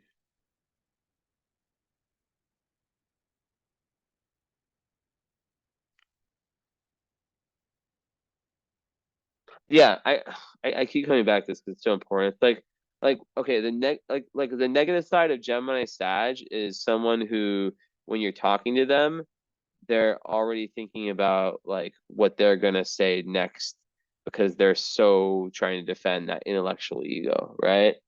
The high side is the person who's truly listening and then thinking about everything they believe and they know, and you know, applying what this person is saying to that, right? And then being okay with telling that person like something like, yo, like that's what you said is interesting, and I'm gonna, like I'm definitely like I don't have any immediate reaction, but I'm gonna think about it, like like to be able to say something like that instead of that just immediate like um impulsive answer is such a massive part of this neural journey. I'm gonna use the bathroom really quick. One sec. Okay, I'm back. So I was just in the bathroom and I just keep thinking about things like random little things like with this neural placement. But one other thing like I see is like people will look at a problem. It's like they're looking at the problem from like such a close perspective that they can see the details, right? But not the full picture, not how everything connects. So that's like kind of, the Sagittarius. And yeah, I think I've said everything. One other thing that I didn't say is that, you know, finding spirituality is very, very important. I mean, it happens, but people with North Node and Sag usually do take more time than most to settle down. Um, and they usually find philosophy and spirituality very fulfilling because North Node, like I said, that is your destiny, right? You're the mountain never climbed in past life. So there's always going to be some restraint and difficulty to get there, but when you go that direction, it feels very, very fulfilling. So yeah, it really is about that soul searching and connection in your own way with the divine, which brings the wisdom, right? Which can lead you to become the teacher, as I said, right? Um, so yeah, I would say like the last thing I would say that I've noticed through talking to people with this is that, and it's so interesting, you and my brother both have this, I totally see this for both of you. Oftentimes, people with North Node and Sag, all that traveling and like truly discovering foreign cultures, I mean, it's not like it doesn't happen at all, like um, at the first part of life, but like this, like that becomes massive in the second part of life. And with everything I've said about this South Node, North Node, like most of us, like we start in our South Node. That's what's comfortable. That's what we know. That's like our instinct. So it's like um, you know, as we grow, we move more towards our North Node if I think a lot of people stay stuck in their South Node and don't grow. But you know, yeah, I mean, we're here. That's why we're here. That's why we incarnate is to grow as souls. And yeah, like North Node Sixth House, that just is about like the importance of service, and just like giving back to humanity and also having a very productive life, and letting go of this desire to escape into the fantasy that could be shown by the 12th house south node. um you know I just look at that as someone who abandoned themselves spiritually in past lives in some way. You can take that for whatever you mean. They abandoned that quest of true wisdom, and now you're here to have it. Now, what makes that even more dope is that you have Jupiter, the best, luckiest planet on the IC, Like this is amazing. So that actually would make you see. I see the rules like your childhood, your home. It's kind of like, but also your like psychological internal foundation. So you have Jupiter there in Virgo. Also, Jupiter and Virgo, you got to watch out for perfectionism. Being too hard on yourself, which could lead to being too hard on other people. But that's looks. I mean, we'll see if there's there's so many aspects. Holy shit! I have to hurry up. This is going so long. But I know I had like a 20-minute intro, so I'm deducing that. But yeah, like Jupiter, I see it just it gives, and this is another thing that speaks to like your ability to kind of during tough times see that it's like people who have that, like they have that glass is half full energy, right? Like even during the most depressing times in life, they still are able to dip into this optimism, this like this this optimistic viewpoint, right? So that's a great placement. And you're born in Portland. So I usually don't do this, Braden. This is a different reading, but I just want to see where your Jupiter line goes to, because I'd be curious if it's where you live. If it is, what are you gonna say? Okay, don't worry about this. This is called astrocartography. Basically, different places in the world have different energies, good, bad, medium, and it's different for all of us. Okay. Oh, it's in the ocean. No, no, no, no. Okay, so this dotted line that goes right over Vegas,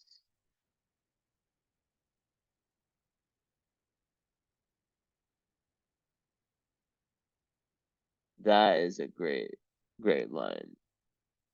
I mean, it's not like you have to go live there, but I was just gonna see if it was close to where you live. But yeah, living across this black dotted line. So you know what's interesting, Brandon? Jupiter, I'm not telling you to gamble, but Jupiter is the planet of luck and gambling.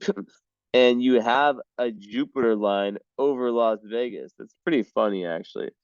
I forget, you live in Kansas, right?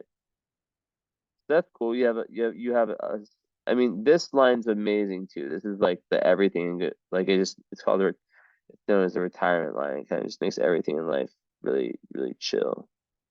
If there's none over I forget if you're in Kansas. I think you're in Kansas. But yeah, whatever. If you want to get that reading, let me know. It's a whole different thing. It's very straightforward. Go through the whole world. It never changes. Also, like your chart. Okay.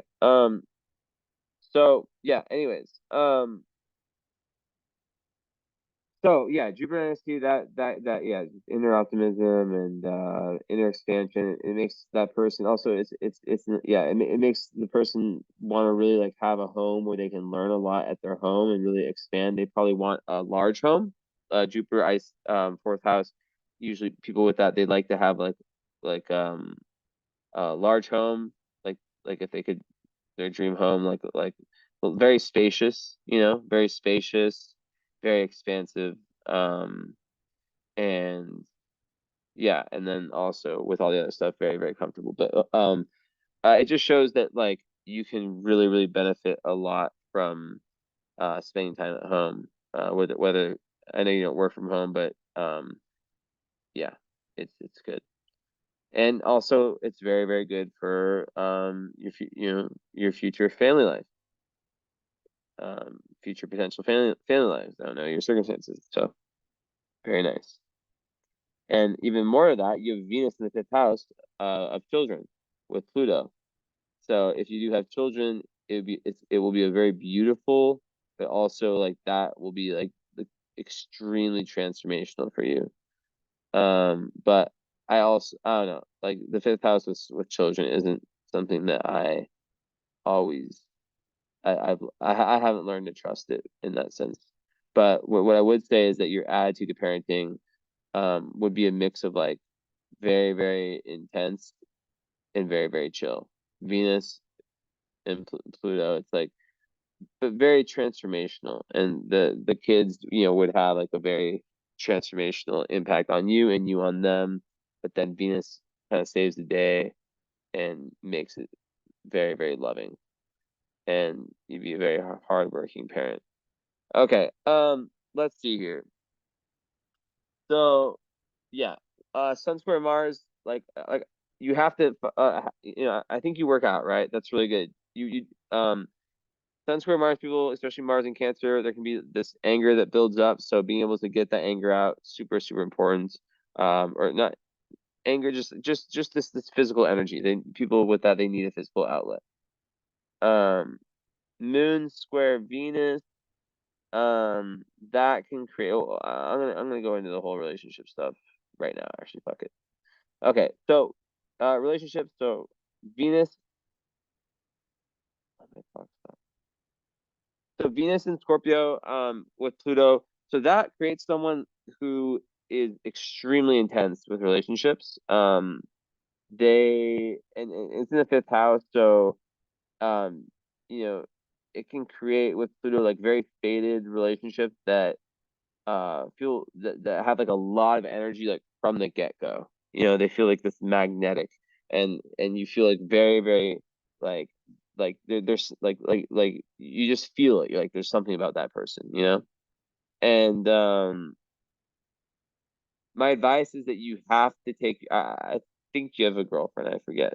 But you have to take your time in relationships, because there's going to be this initial like crazy energy that fifth house represents, like the initial stage of the relationship, like when like kind of like one night stand, or like not one night stand, like when you first meet, first date, that kind of stuff.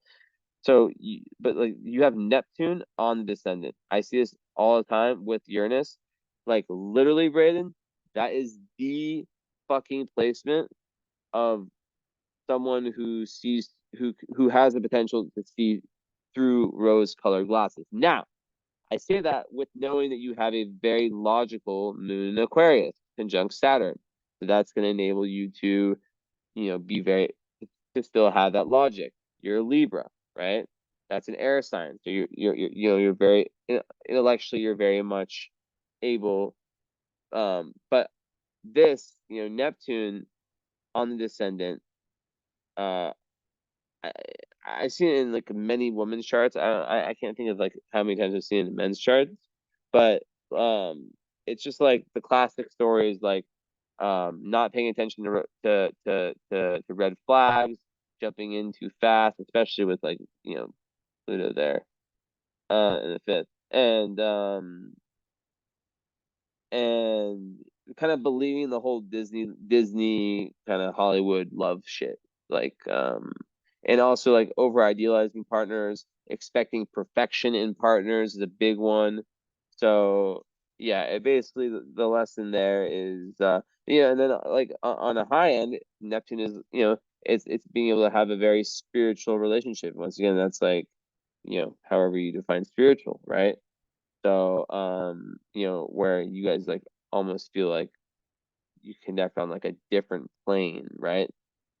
So, but it does require the right partner. You as a Libra, you have to have a relationship where it's a very even um give and take, and where for sure with your Scorpio, Venus and Mars, and Venus and Pluto, for sure, like for example, my girlfriend, like she can go to the club with her friends, like I have zero doubt. Even if the most attractive guy in the world hit on her, like I bet everything ever. Like I know for sure. So like that's what I'm like, kind of the energy I'm talking about, right? Something like that, where it's able to get very deep, but then also they need to be intellectually stimulating for you, right? And you're a very like okay, like they need to be you need to be with someone who can, I don't want to say challenge, but who can offer different perspectives, and who you can like have an intellectual conversation with, and it's not like a fight, um and it's not like you're the only one that knows shit. You know, like they actually there's an intellectual connection, right? And also, of course, like with everything I said about your home, someone who also feels that way, right? About home and family. I mean, that's long term, obviously. But then there's Uranus on the descendant, right? Uranus on the descendant through is a very interesting, right? Because well, before I go there, you know, we have, we talk about the Cancer, right? Like in your Juno, Juno is represents your ideal mate. It's in Cancer with Mars, so that is literally pointing to you wanting someone who is very, very in touch with their emotions, right? Who's very into their family, who is very, very secure, right? Who you can really rely on, right? Um so yeah, you want a very caring and emotional bond, right? Very close and caring emotional bond. Um and a lot of people with that, like they want to do everything with their partner, right? But hold on, they like Cancer Mars. Yeah, it's like like having, and then also this is amazing for creativity. Mars trine Venus, it's amazing. I forget who I was looking at, some amazing artist. He had that placement, that trine. But also with trines, and oh wow, it's with your midheaven to grand trine. But I don't really count grand trines as midheaven. But the point is, like, you might have like incredible artistic talent, but because of the trine, a lot of people take those for granted and never actually fully try it. So I would say, especially with Pluto in the fifth house, um, that's another thing I would say. Pluto fifth house people, they feel like they have like a creative destiny. So I would just like try, like even if you show no one, just like if you haven't already, like try something creative, right? If there's, I know that there's something I know for sure. Um, and that Libra is ruled by Venus. Libra is known as a very creative sign. So yeah, and it's not. And remember, it's not for other people. It's for you. It's like art therapy. They do the art. They don't show anyone else. And then it helps them get past different psychological issues, right? Okay, so yeah, so you have all this, right? I mean, even like Venus, like Pluto, like that can almost come off as possessive, right? Um, like just coming on really strong. So, but then you're like a chill Libra, and then like an Aquarius moon. So it's like that those aspects of you, right? You see, we have so many different parts as humans, right? So those aspects of you, um, are not clingy at all. Aquarius moon is like as unclingy as it gets, right? But then when it comes to love, you want something very, very close, right? And because, yeah, so you want something very, very close. You want someone who's in touch with their emotions, someone who's very feminine, right? Someone who can be a mother, right? That's, but also someone who can take care of their own shit, who's not so overly dependent on you for everything. Someone who can handle their own business. And then, I'm just gonna say it, Braden. Venus conjunct Venus and Pisces conjunct Pluto is a great placement for sex, for fucking. Sorry, if you heard that, Allison. My bad. But you're a Leo. You've got that always young Leo energy. So yeah, my bad. But yeah, that's like a very, very good energy for intercourse, and um yeah, but also it can make people like become overly consumed with love, and yeah, and create too high of expectations. That's the thing with Neptune too. Too high of expectations for that person. um but yeah, super, super loyal, and that's also what you want in return. Now, I said all that. Uranus. So Uranus on the descendant is very interesting because that, despite everything I just said, and Uranus is what rules your moon.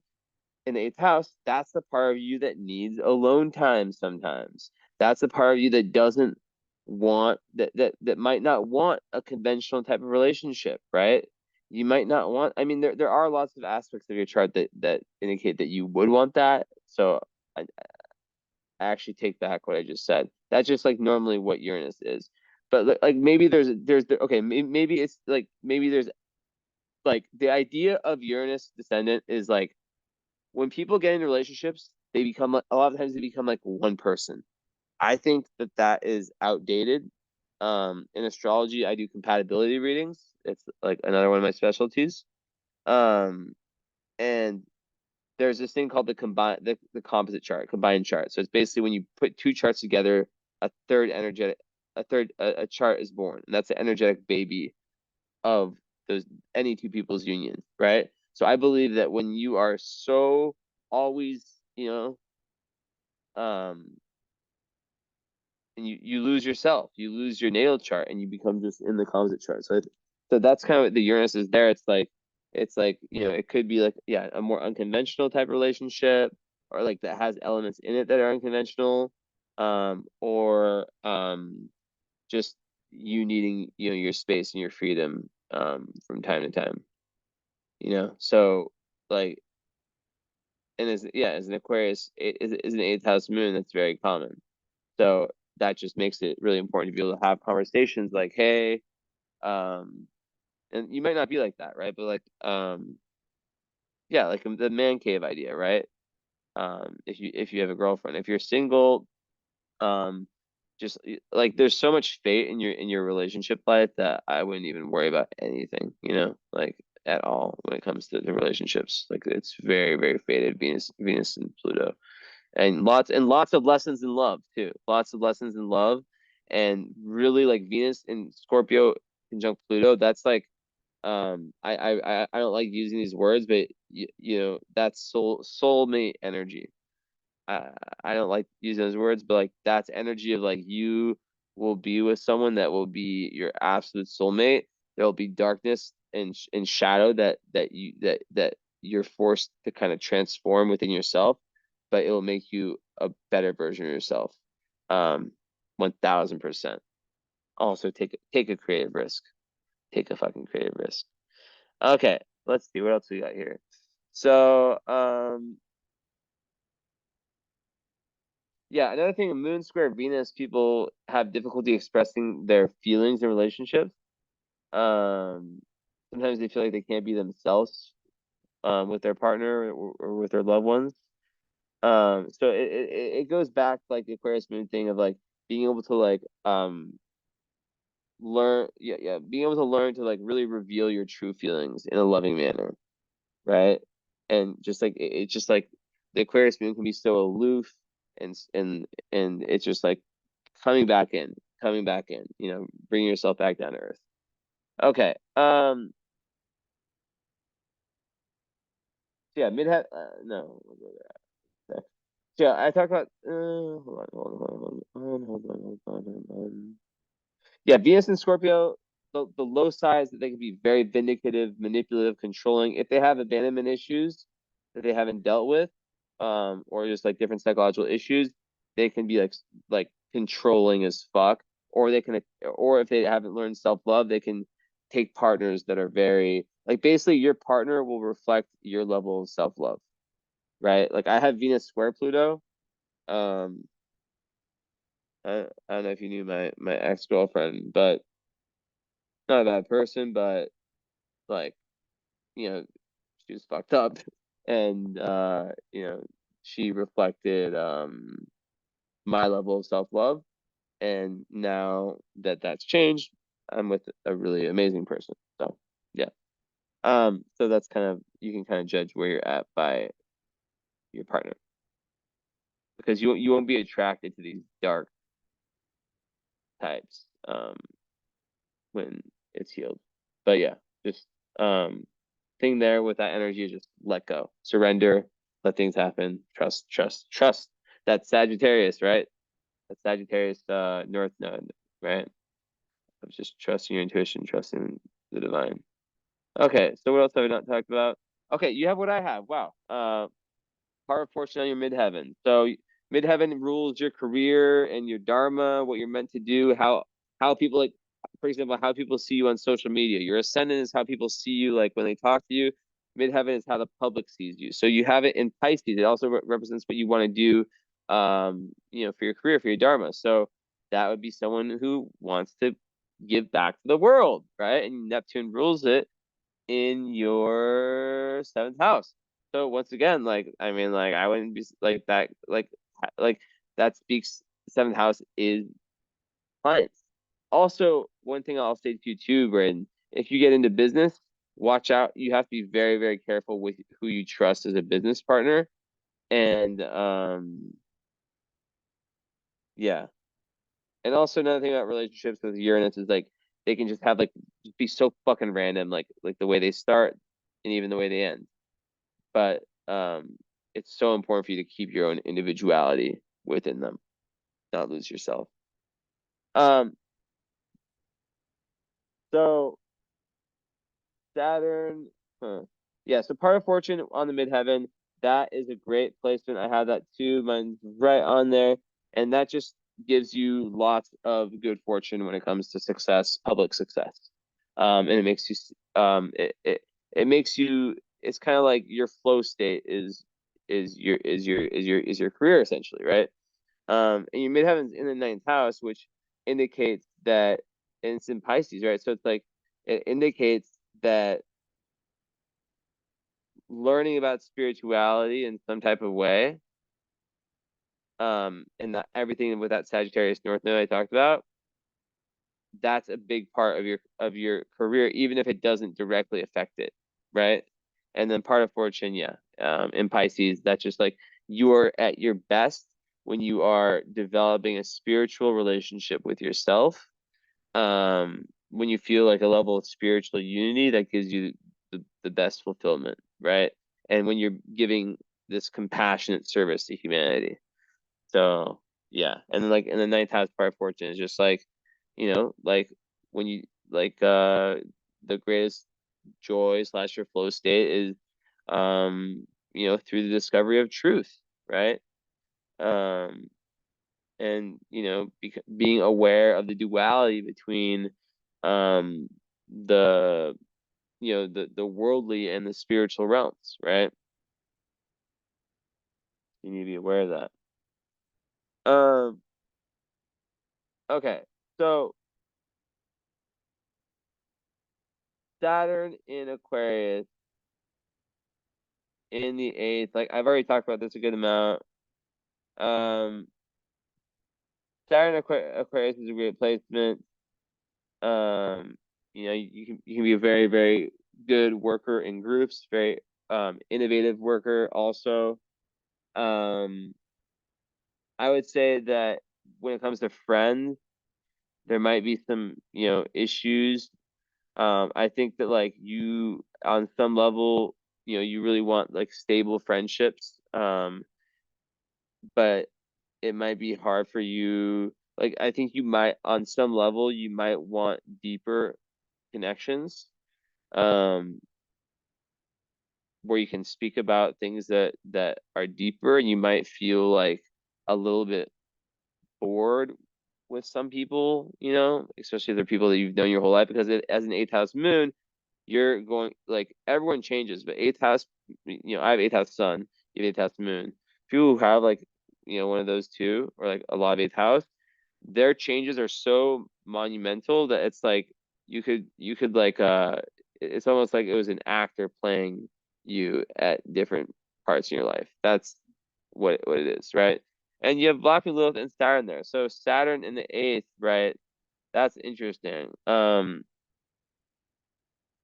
yeah, that one is very, very, people with that usually really fear intimacy and it gets easier around the age you're at, right? But they can feel very restricted in their sexual expression. But the more they probe into the esoteric and the deeper meaning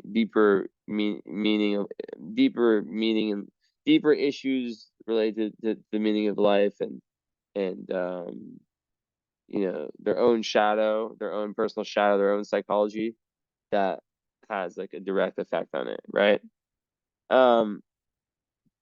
Also, eighth house, rules inheritances. So, um, fuck, like, I mean, you have your moon there, so that's one thing, right? But with Saturn there, I would say, just with finances in general, it definitely gives a lot, like a lot of talent when it comes to finances, right? It's like actually very good, for being someone who like handles other people's money, like like I don't know, like a what, like an accountant or an investor or whatever. But yeah, it gives a very serious approach to money, but there's also dangers of financial hardships, right? And it can come through relatives, spouse, taxes, loans, business partners. Um, so it's just really, really important to understand human nature and psychology, right? It ties directly to your finances in a spiritual way. Um, Usually people with Saturn the eighth, they're the ones that like are the breadwinners in their relationship. But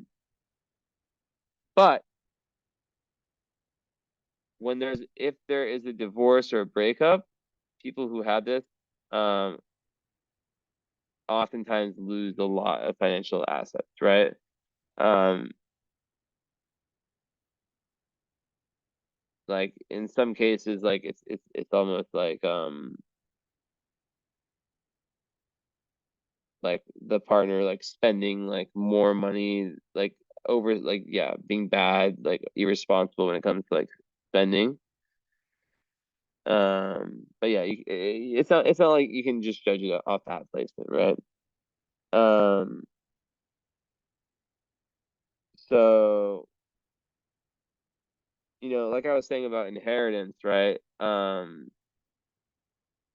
Saturn, I mean, obviously, it wouldn't be anything before your Saturn return, which you've now finished, but still, Saturn the eighth tends to restrict, um, you know,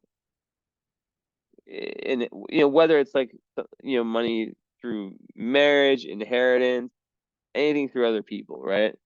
It restricts it. It doesn't mean it makes it not come, but you have to fight for inheritance, right?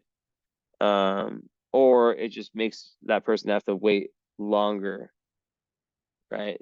They tend to have to wait longer before they get their money, their inheritance.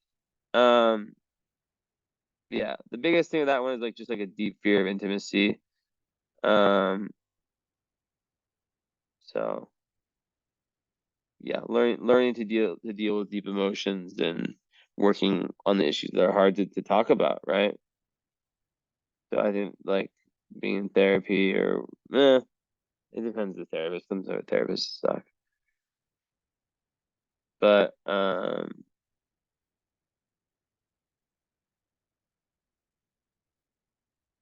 yeah, it really is like like saying there's lots of like very hidden parts within you, and um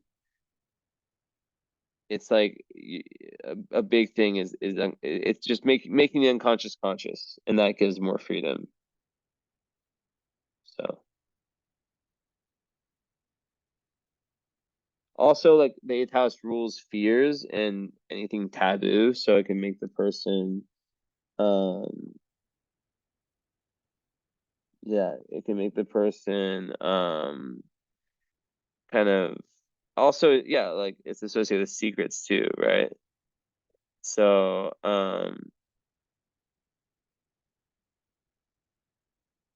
yeah, they like they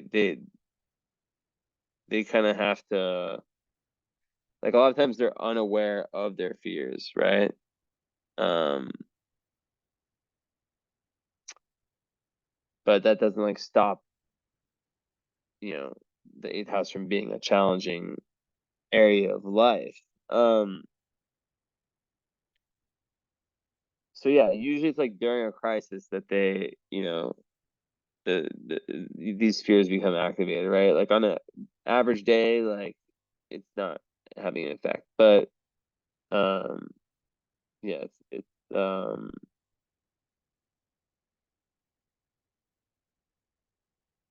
yeah, it's when it's those non-average days.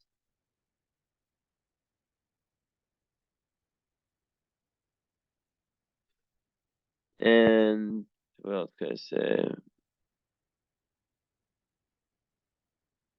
Yeah, I would say just like overall, like it just like with Aquarius moon, it just like doesn't know how to do these. Like most people with this, like just they just don't know how to do all these emotions. Like what the fuck? How do I do these emotions? Or not do these emotions. Like it doesn't know what to do with all these intense emotions. And so they like once again, it's not that they're not felt. It's just like you know like what the fuck do I do? Um. So yeah, but I would say it's not a bad placement, right? It's like overcoming the challenges. It can make you very, like I said, very, very serious and disciplined in the eighth house areas. So you can understand people very, very well. Um, you can literally become someone who can just like, I don't want to use the word psychic, but like, who can like look at like who's really tapped into their intuition when it comes to like being able to like just look at someone and see, like I can do that. I can literally look at someone and in a few seconds, I I just know a bunch, not like events sometimes, but like I can judge someone based on their eyes, right? Um, yeah. So really, like, it's eighth house is the house of death, crisis, rebirth, transformation. So it gives you a deep understanding of that, right? And that then can give you, a talent for healing. So yeah,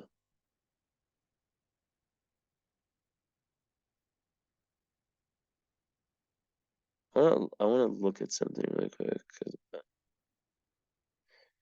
what do, like what would natal moon the eighth? Would there be anything on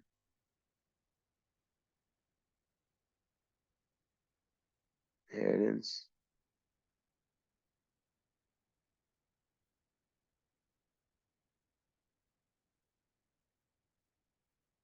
Yeah. So another thing I like. Okay, just like in your chart in general is yeah, people with this like they they they they they they, they tend to not open up because they just feel like people won't understand their like open up about their emotions because they just feel like people won't understand them or can't relate. So it can be very, very lonely. And then they have this learned behavior where they just have this kind of super ego that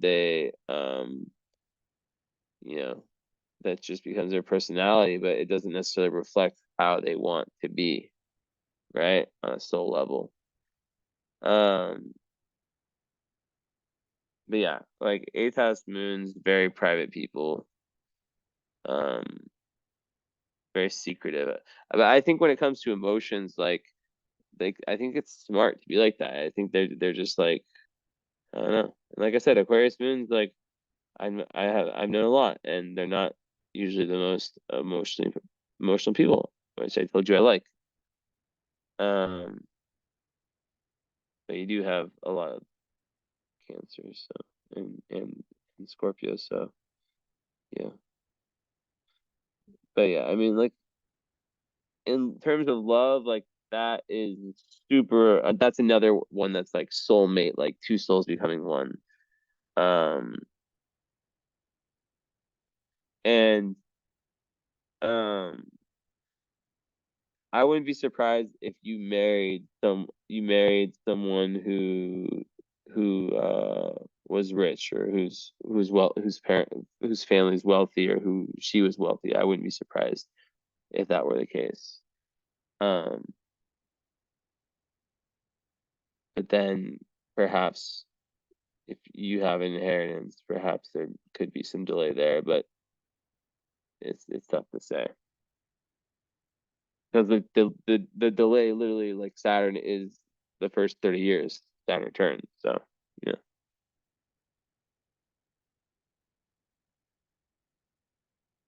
Okay, well.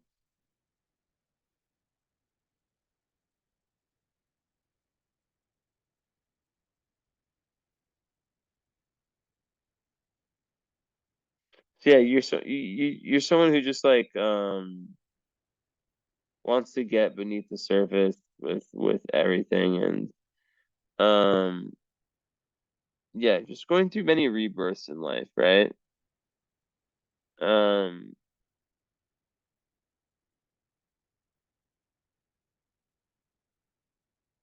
and people can't really lie to you. You kind of you naturally kind of see through that stuff, right?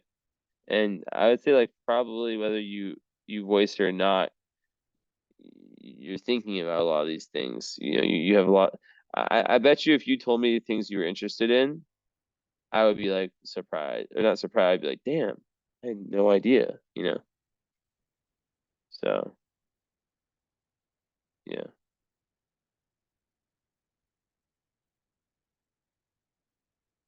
Once again, the moon in your chart is I don't really link it to um a parent, but if it is your mom with Saturn, it just could indicate like picking up on like her sadness when that happened.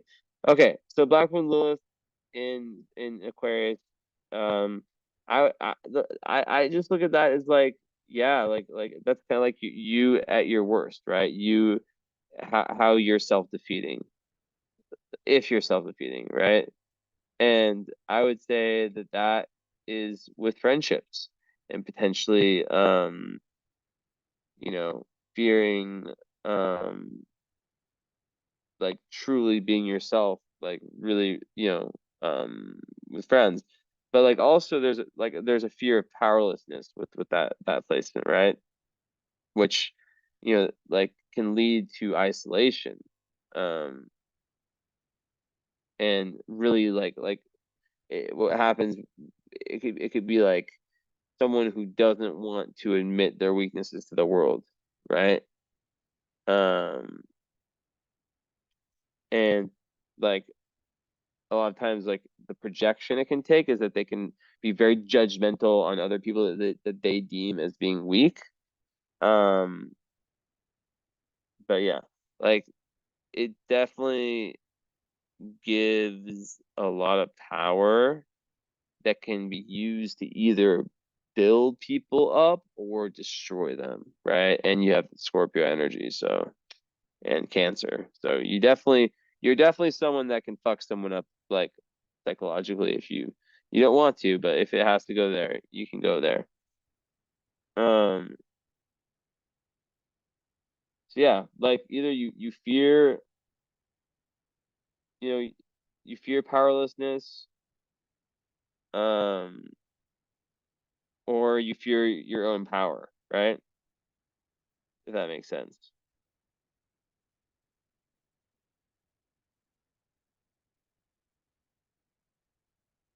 So yeah, integration I would say is like it's really looking at power, and look and facing yourself and asking yourself of, first of all, what power means to you. Like power to me is internal power, right? It's, life pushes you down, you get back up, right? It's energetic. Power to the asshole like P. Diddy is dominating other people. It's just an easy example because he's a Scorpio with Saturn on his fucking sun, right? Or yeah. So yeah, it's around power, but so yeah, just like I would say like the more you can build people up, the better. But Black Moon Lilith in Aquarius, I would say also could be difficulty expressing emotions in relationships. It could be someone, I'm like talking about myself, like who, oh, I was about to, like, who needs too much space. I need so much space, but you know, as long as you can admit it, if it's the right person, then yeah. But like, yeah, like I said, you have a lot of like very, very, very close placements that would not make me think that you're like that. Maybe at times, maybe you have times. Um,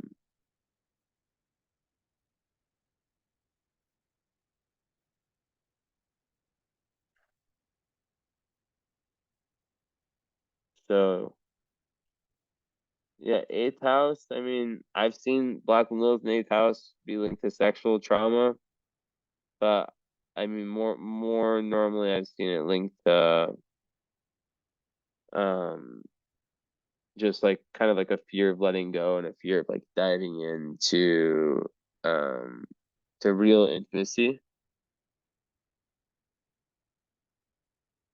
And yeah.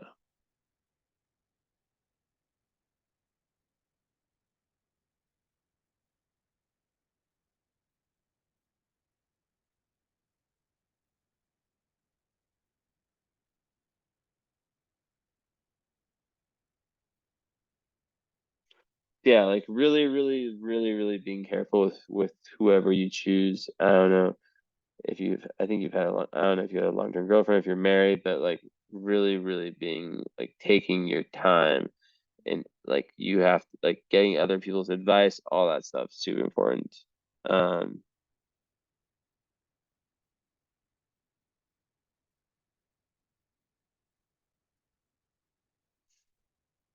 and like another part of it is just like, yeah, agreeing to disagree when it comes to friends, who have different opinions. Like, because like part of the shadow of like the Gemini Sag is like, especially as South Node and Gemini is just like my way or the highway, like, and then like if you're a really good arguer, um, like think about it, like people who are very, very good arguers, they're like you can like tell them anything that is so makes perfect sense, but they're not even listening.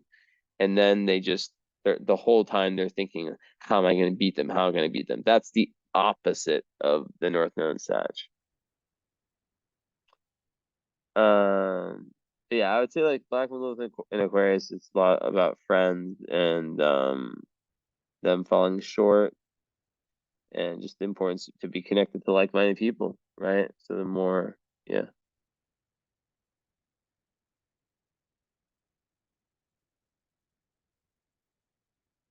But like also I've seen it like where it's someone who just like tries to impose their ideas too much on other people. But yeah, like where they just like can't accept the differences. So yeah. Um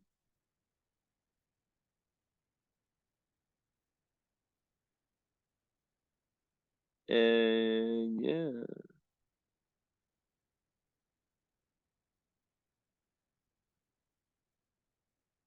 So yeah, there's just so much like in your chart that's like saying that you need to face like you facing your own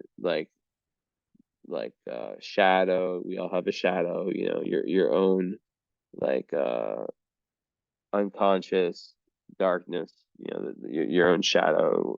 I'll leave it at that word. That's just man, it's so fucking important.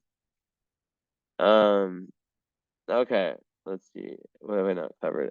Aspects. Okay, so yeah, moon opposite Chiron. A lot of times that does reflect like pain, stemming from your relationship with your mother. But like I said, like the moon is the more nurturing parent, quote unquote. The sun is the more masculine. So usually the sun. Some people say the sun's always the dad, the moon's always the mom. For me, I just look at it psychologically. Like the moon is your, your feminine archetype within you. and the sun is your identity, your masculine archetype within you, right? Um, but yeah. So yeah, moon opposite Chiron, that just speaks about like, pain and later in life attracting partners and situations which reflect that pain. And yeah, I mean the lesson is basically just facing the pain. And it makes one a very, very good healer and very wise. But it's also about um balancing your needs with the needs of others, not doing the Libra thing where you're just giving, giving, giving, right? Um, interesting. Let me look something in my notes really quick.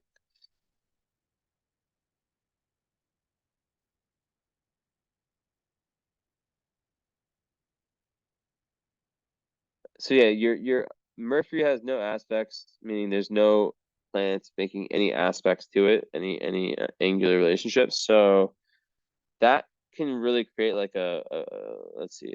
It tends to emphasize an overactive mind, which could result in nonstop talking, thinking, or worrying. If the wild mental energy can be harnessed towards a productive direction, one aspect of Mercury can become a strong asset, providing you with impressive mental faculty and communication skills. So that's interesting because I like that it's in um, Libra. So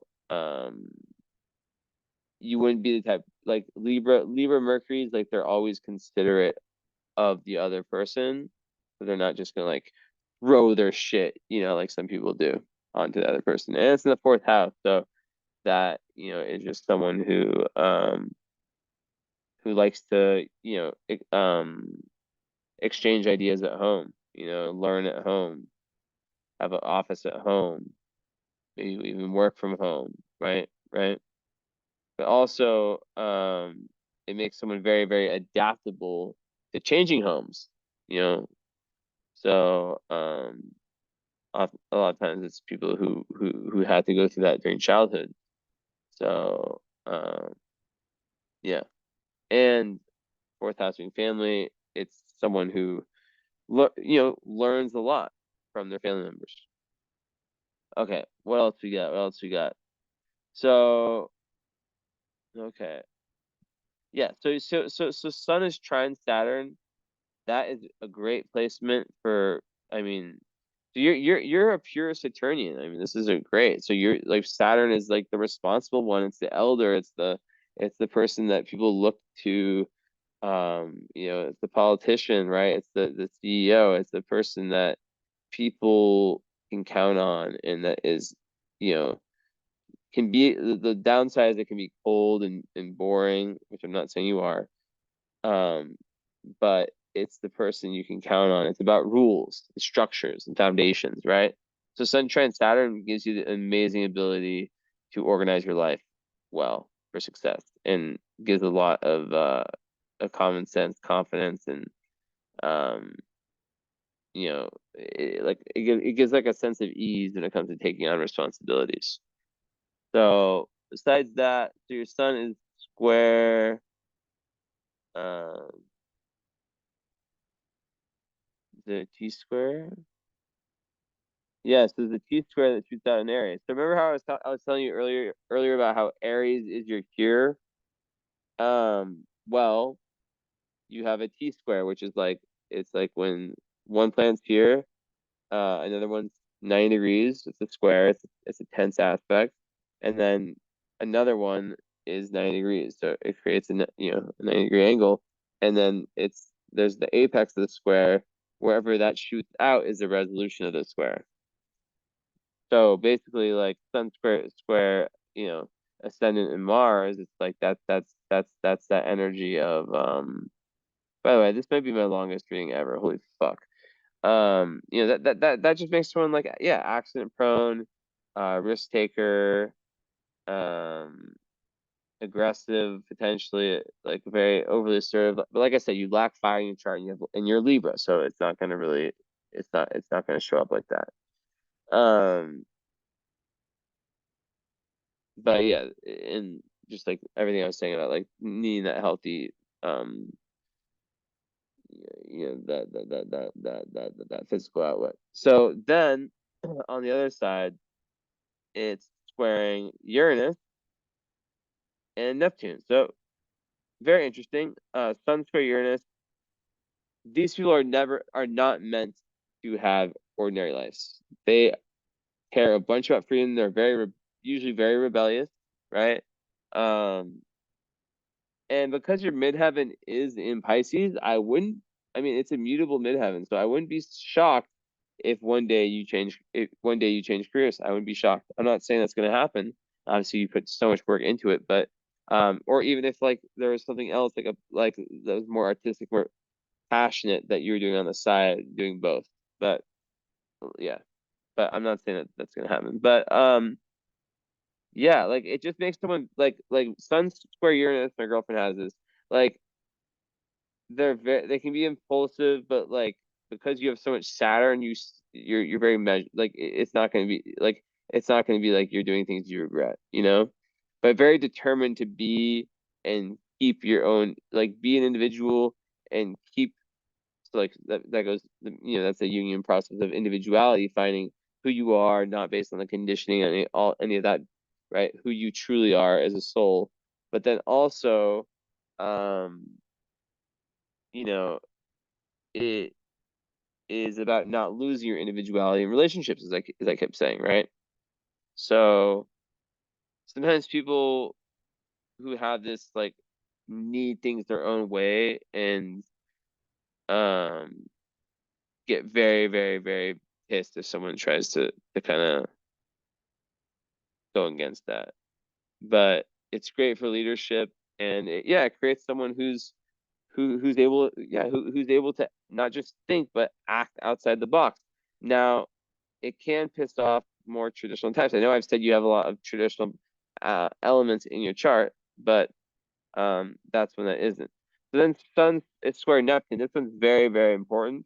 They both of those, the last one was too, but Sun square Neptune, I see this a lot. Um, Basically the fact that you're helping people for a living is a blessing. People who have Sun square Neptune, they a lot of times have identity issues. Um, they're super sensitive, but they can be overwhelmed by other people's suffering, right?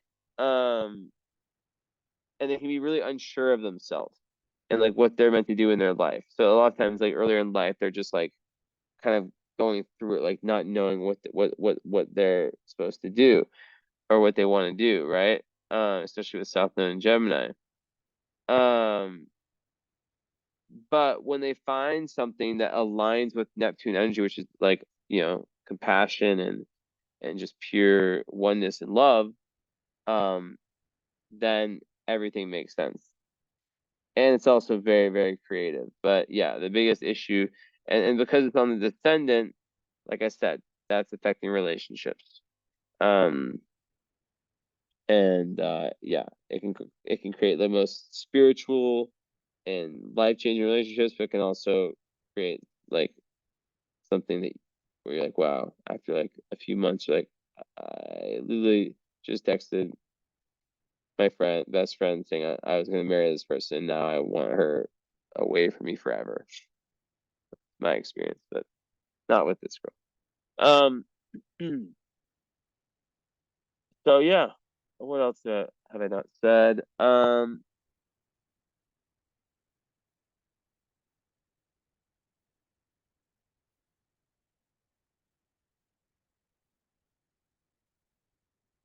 Yeah, like I said, like I'm creative talents for sure. Yeah, even your Venus is so well aspected, like with Pluto. I already talked about that, but like that, yeah, and then Venus rules money too. So,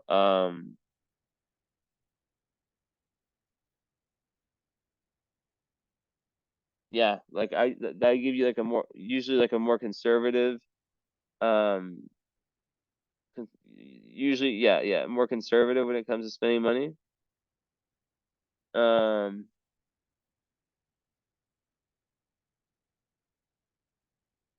Venus sextile Neptune, that's just like another really romantic and artistic placement. Sextiles are like kind of like not as important. And then with Uranus, it's just backing up like what I've said before, it's just like, wanting a relationship that gives you the ability to express your individuality, right? Not just like the boring cookie cutter or whatever the fuck.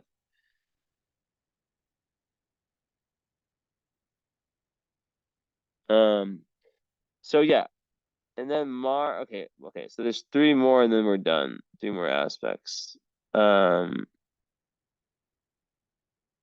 so Venus, right, in Scorpio is square Saturn. That's a really tough aspect. Um, and essentially it's you see how there's so many different themes. How long have I gone over 3 hours? Holy fuck, I have. Oh my god, my first time ever. Oh my god. That just makes it really difficult for being assertive in relationships. And people with that like can be like, especially with a Libra, right? Um, that's why I say leaning into Aries, right? That's how you undo all this, right? Aries is that sign, that assertive, like warrior sign, like just goes, thinks like Libra thinks first, acts later, and can be very indecisive. Aries acts first, thinks later, and can make big mistakes. So it's about finding the balance between those two. But yeah, a lot of people with Venus square Saturn, like there can be self-esteem issues, and they have to work very, very hard um to gain a solid self-esteem. But when they do, they can have very, very long lasting relationships. Um, but yeah, like very, very committed relationships, right?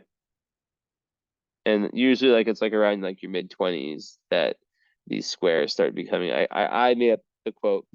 I said, hard aspects are meant to become assets. So um yeah. It's just like Venus square Saturn people, yeah, usually shy, and um it's usually also, yeah, also it's usually not with Venus square Saturn, um it's usually not till the Saturn returns, so around like 29, that 29, 29 and a half, or after, that their most important good relationships come. A lot of people with that don't have success in love, and learn lots of lessons in love, but then everything was starting its fair age. Okay, so Mars, just about done. So Mars is opposite. So yeah, Mars and Cancer is opposite Uranus and Neptune. Basically, Mars opposite Neptune. I don't think you're someone that I know you, so you're not someone that is with substances, like, but that is like one of the aspects of someone who wants to like use substances for escapism. So, yeah, it's like kind of being drawn between like the assertive side that you have and the side which wants to just kind of dream, right? So, I would say like Mars opposite Neptune, the biggest thing besides like escapism and substances. Well, I mean, it's just there's many forms of escapism. So it's like someone who just gives up and doesn't want to confront reality. Um, and also it can create lots of self-sabotage. So basically, like everything in your chart is linked to the internal work you've done. Um, and I've seen you. I know you're killing it. But like there could be someone born on the exact same, like let's say they're born exact same day, same hospital, same time, who could be fucked, you know? And Mars opposite Neptune, it definitely can, yeah, it can make someone self-sabotage, not feel like they're worthy enough. So like back goes back to what I'm saying. And if they don't feel like they're worthy enough, let's say they're dating someone, they really like that person, the other person really likes them, but then they just fuck it up, right? Unconsciously, because in their minds, they fear that that person was going to do it to them, or that they or like, imposter syndrome, whatever. Like, they lose the job, whatever. You get what I'm trying to say.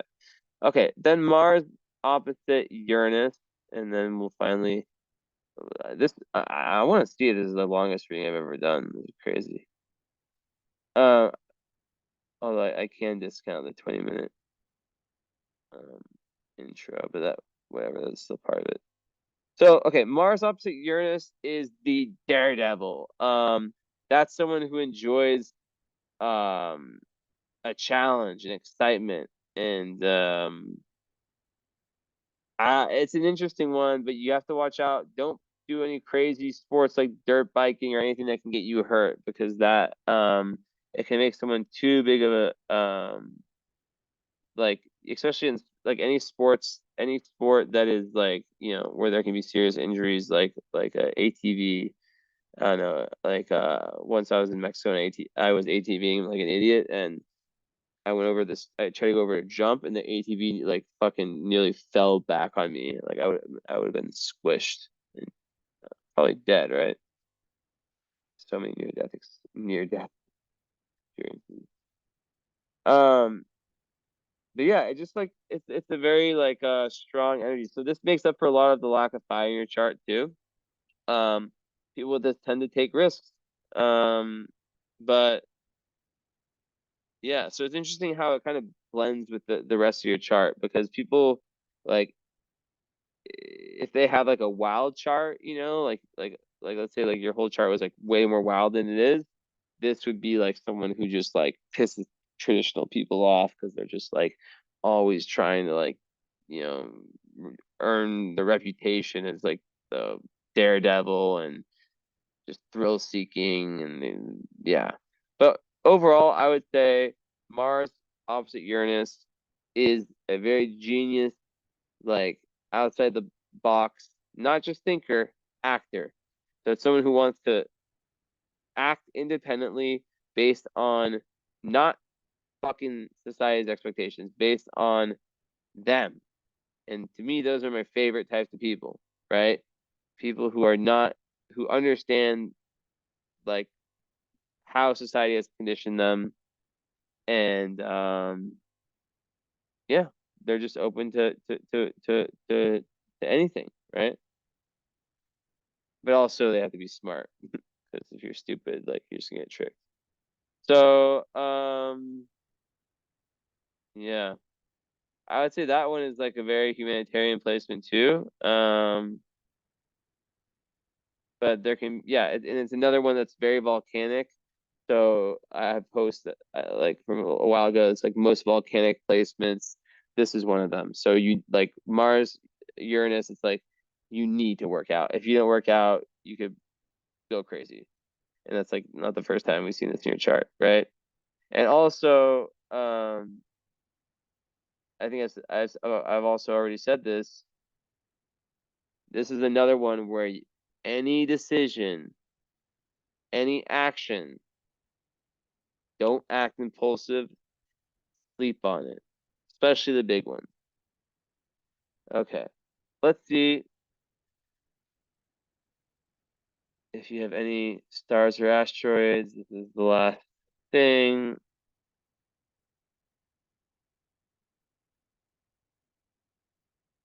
Just important ones. If you have any. Let's see. No. Sirius on your Mars. That's great for money making.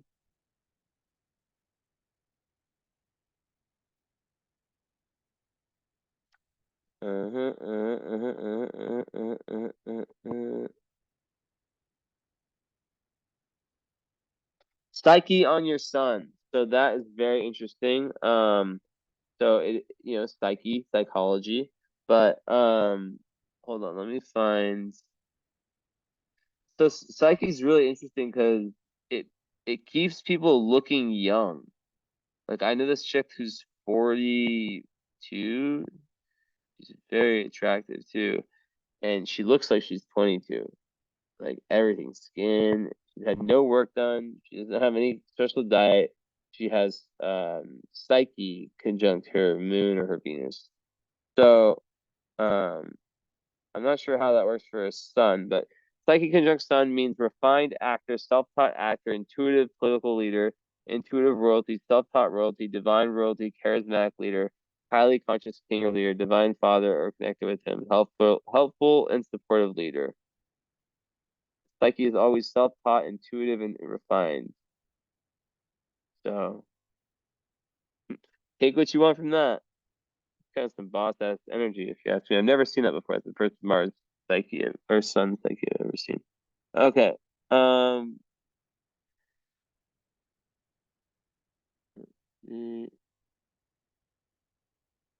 Affect on your Venus. That's beautiful placement for love and just manifesting like really, really, lots of luck with your relationships. Let me see one thing. What was this one?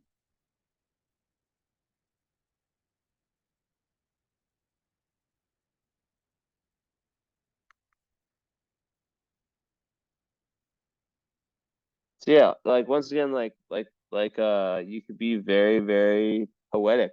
Even if like you're it's writing, like where you're like writing something creative, like a poem or something that you don't show anyone. Like there's just so much creative energy in you. Um,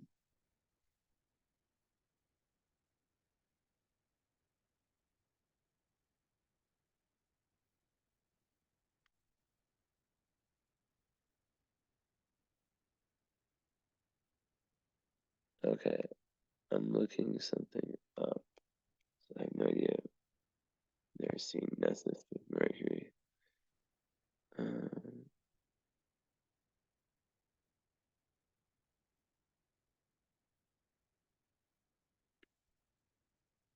okay, let's see what it says.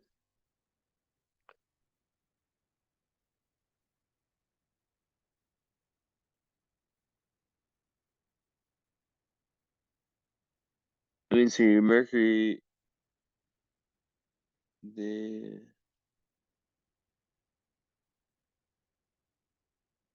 yeah, so you have Nessus with your Mercury, so I would say like that can kind of make one uh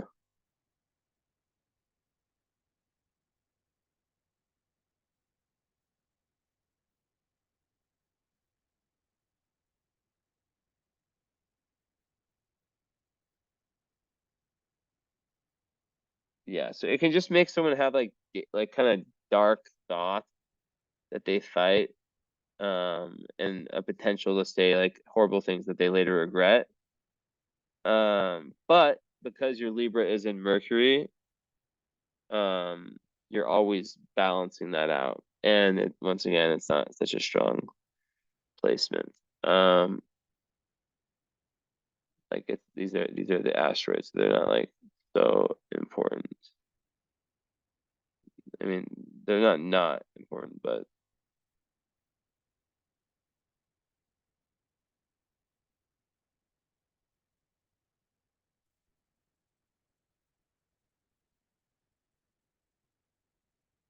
okay. So where was I? I was looking over here. Yeah, Alphecca. Let's just get all of them.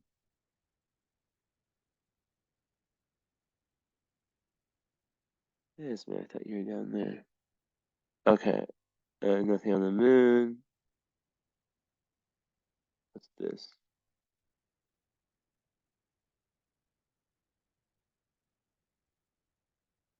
Okay. Yeah, so you have another one that's great for wealth. Another fixed star Vega. It's really, really good for wealth. So that's two already. You have two very good wealth stars um, on important points.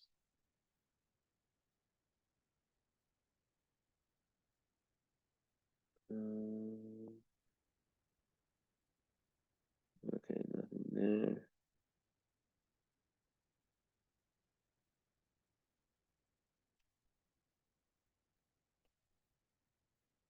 Ooh, okay, so let's look at Alpheka and Sirius, and then we are done. I don't know what just happened, Braden, but I gave you, if not my longest reading, one of them, and I really hope that you truly love this. Okay, Sirius. Most astrologers will give you an hour, 60 minutes. Oh, pay me more, my hourly rate, which I understand, but for me, it's just like I just do it. I do it, and I have a long, like, I'm very, very popular. I have a lot of readings, but I just always, some people it's 90 minutes, very rare for me. People, it's like, yeah, some people it's an hour 40, some people it's 2 hours 20. These days I've been going way too fucking long. Okay, descendant conjunct Sirius. No. Okay, so ascendant conjunct Mars conjunct Sirius. Oh, you have this. Oh shit. Oh shit. It says Sirius. Okay, with this, Sirius can be quite dangerous. Pushing ahead with too much ambition is then seen. Okay, resulting in dangers by injuries or attempts on the native's life. Okay, that's a little extreme. Also, don't worry because they're not like smack on. But like, here's people who have ascendant conjunct Sirius: Jordan, Einstein, Wahlberg, Robert De Niro, Spielberg. Like, come on. And you were born at night.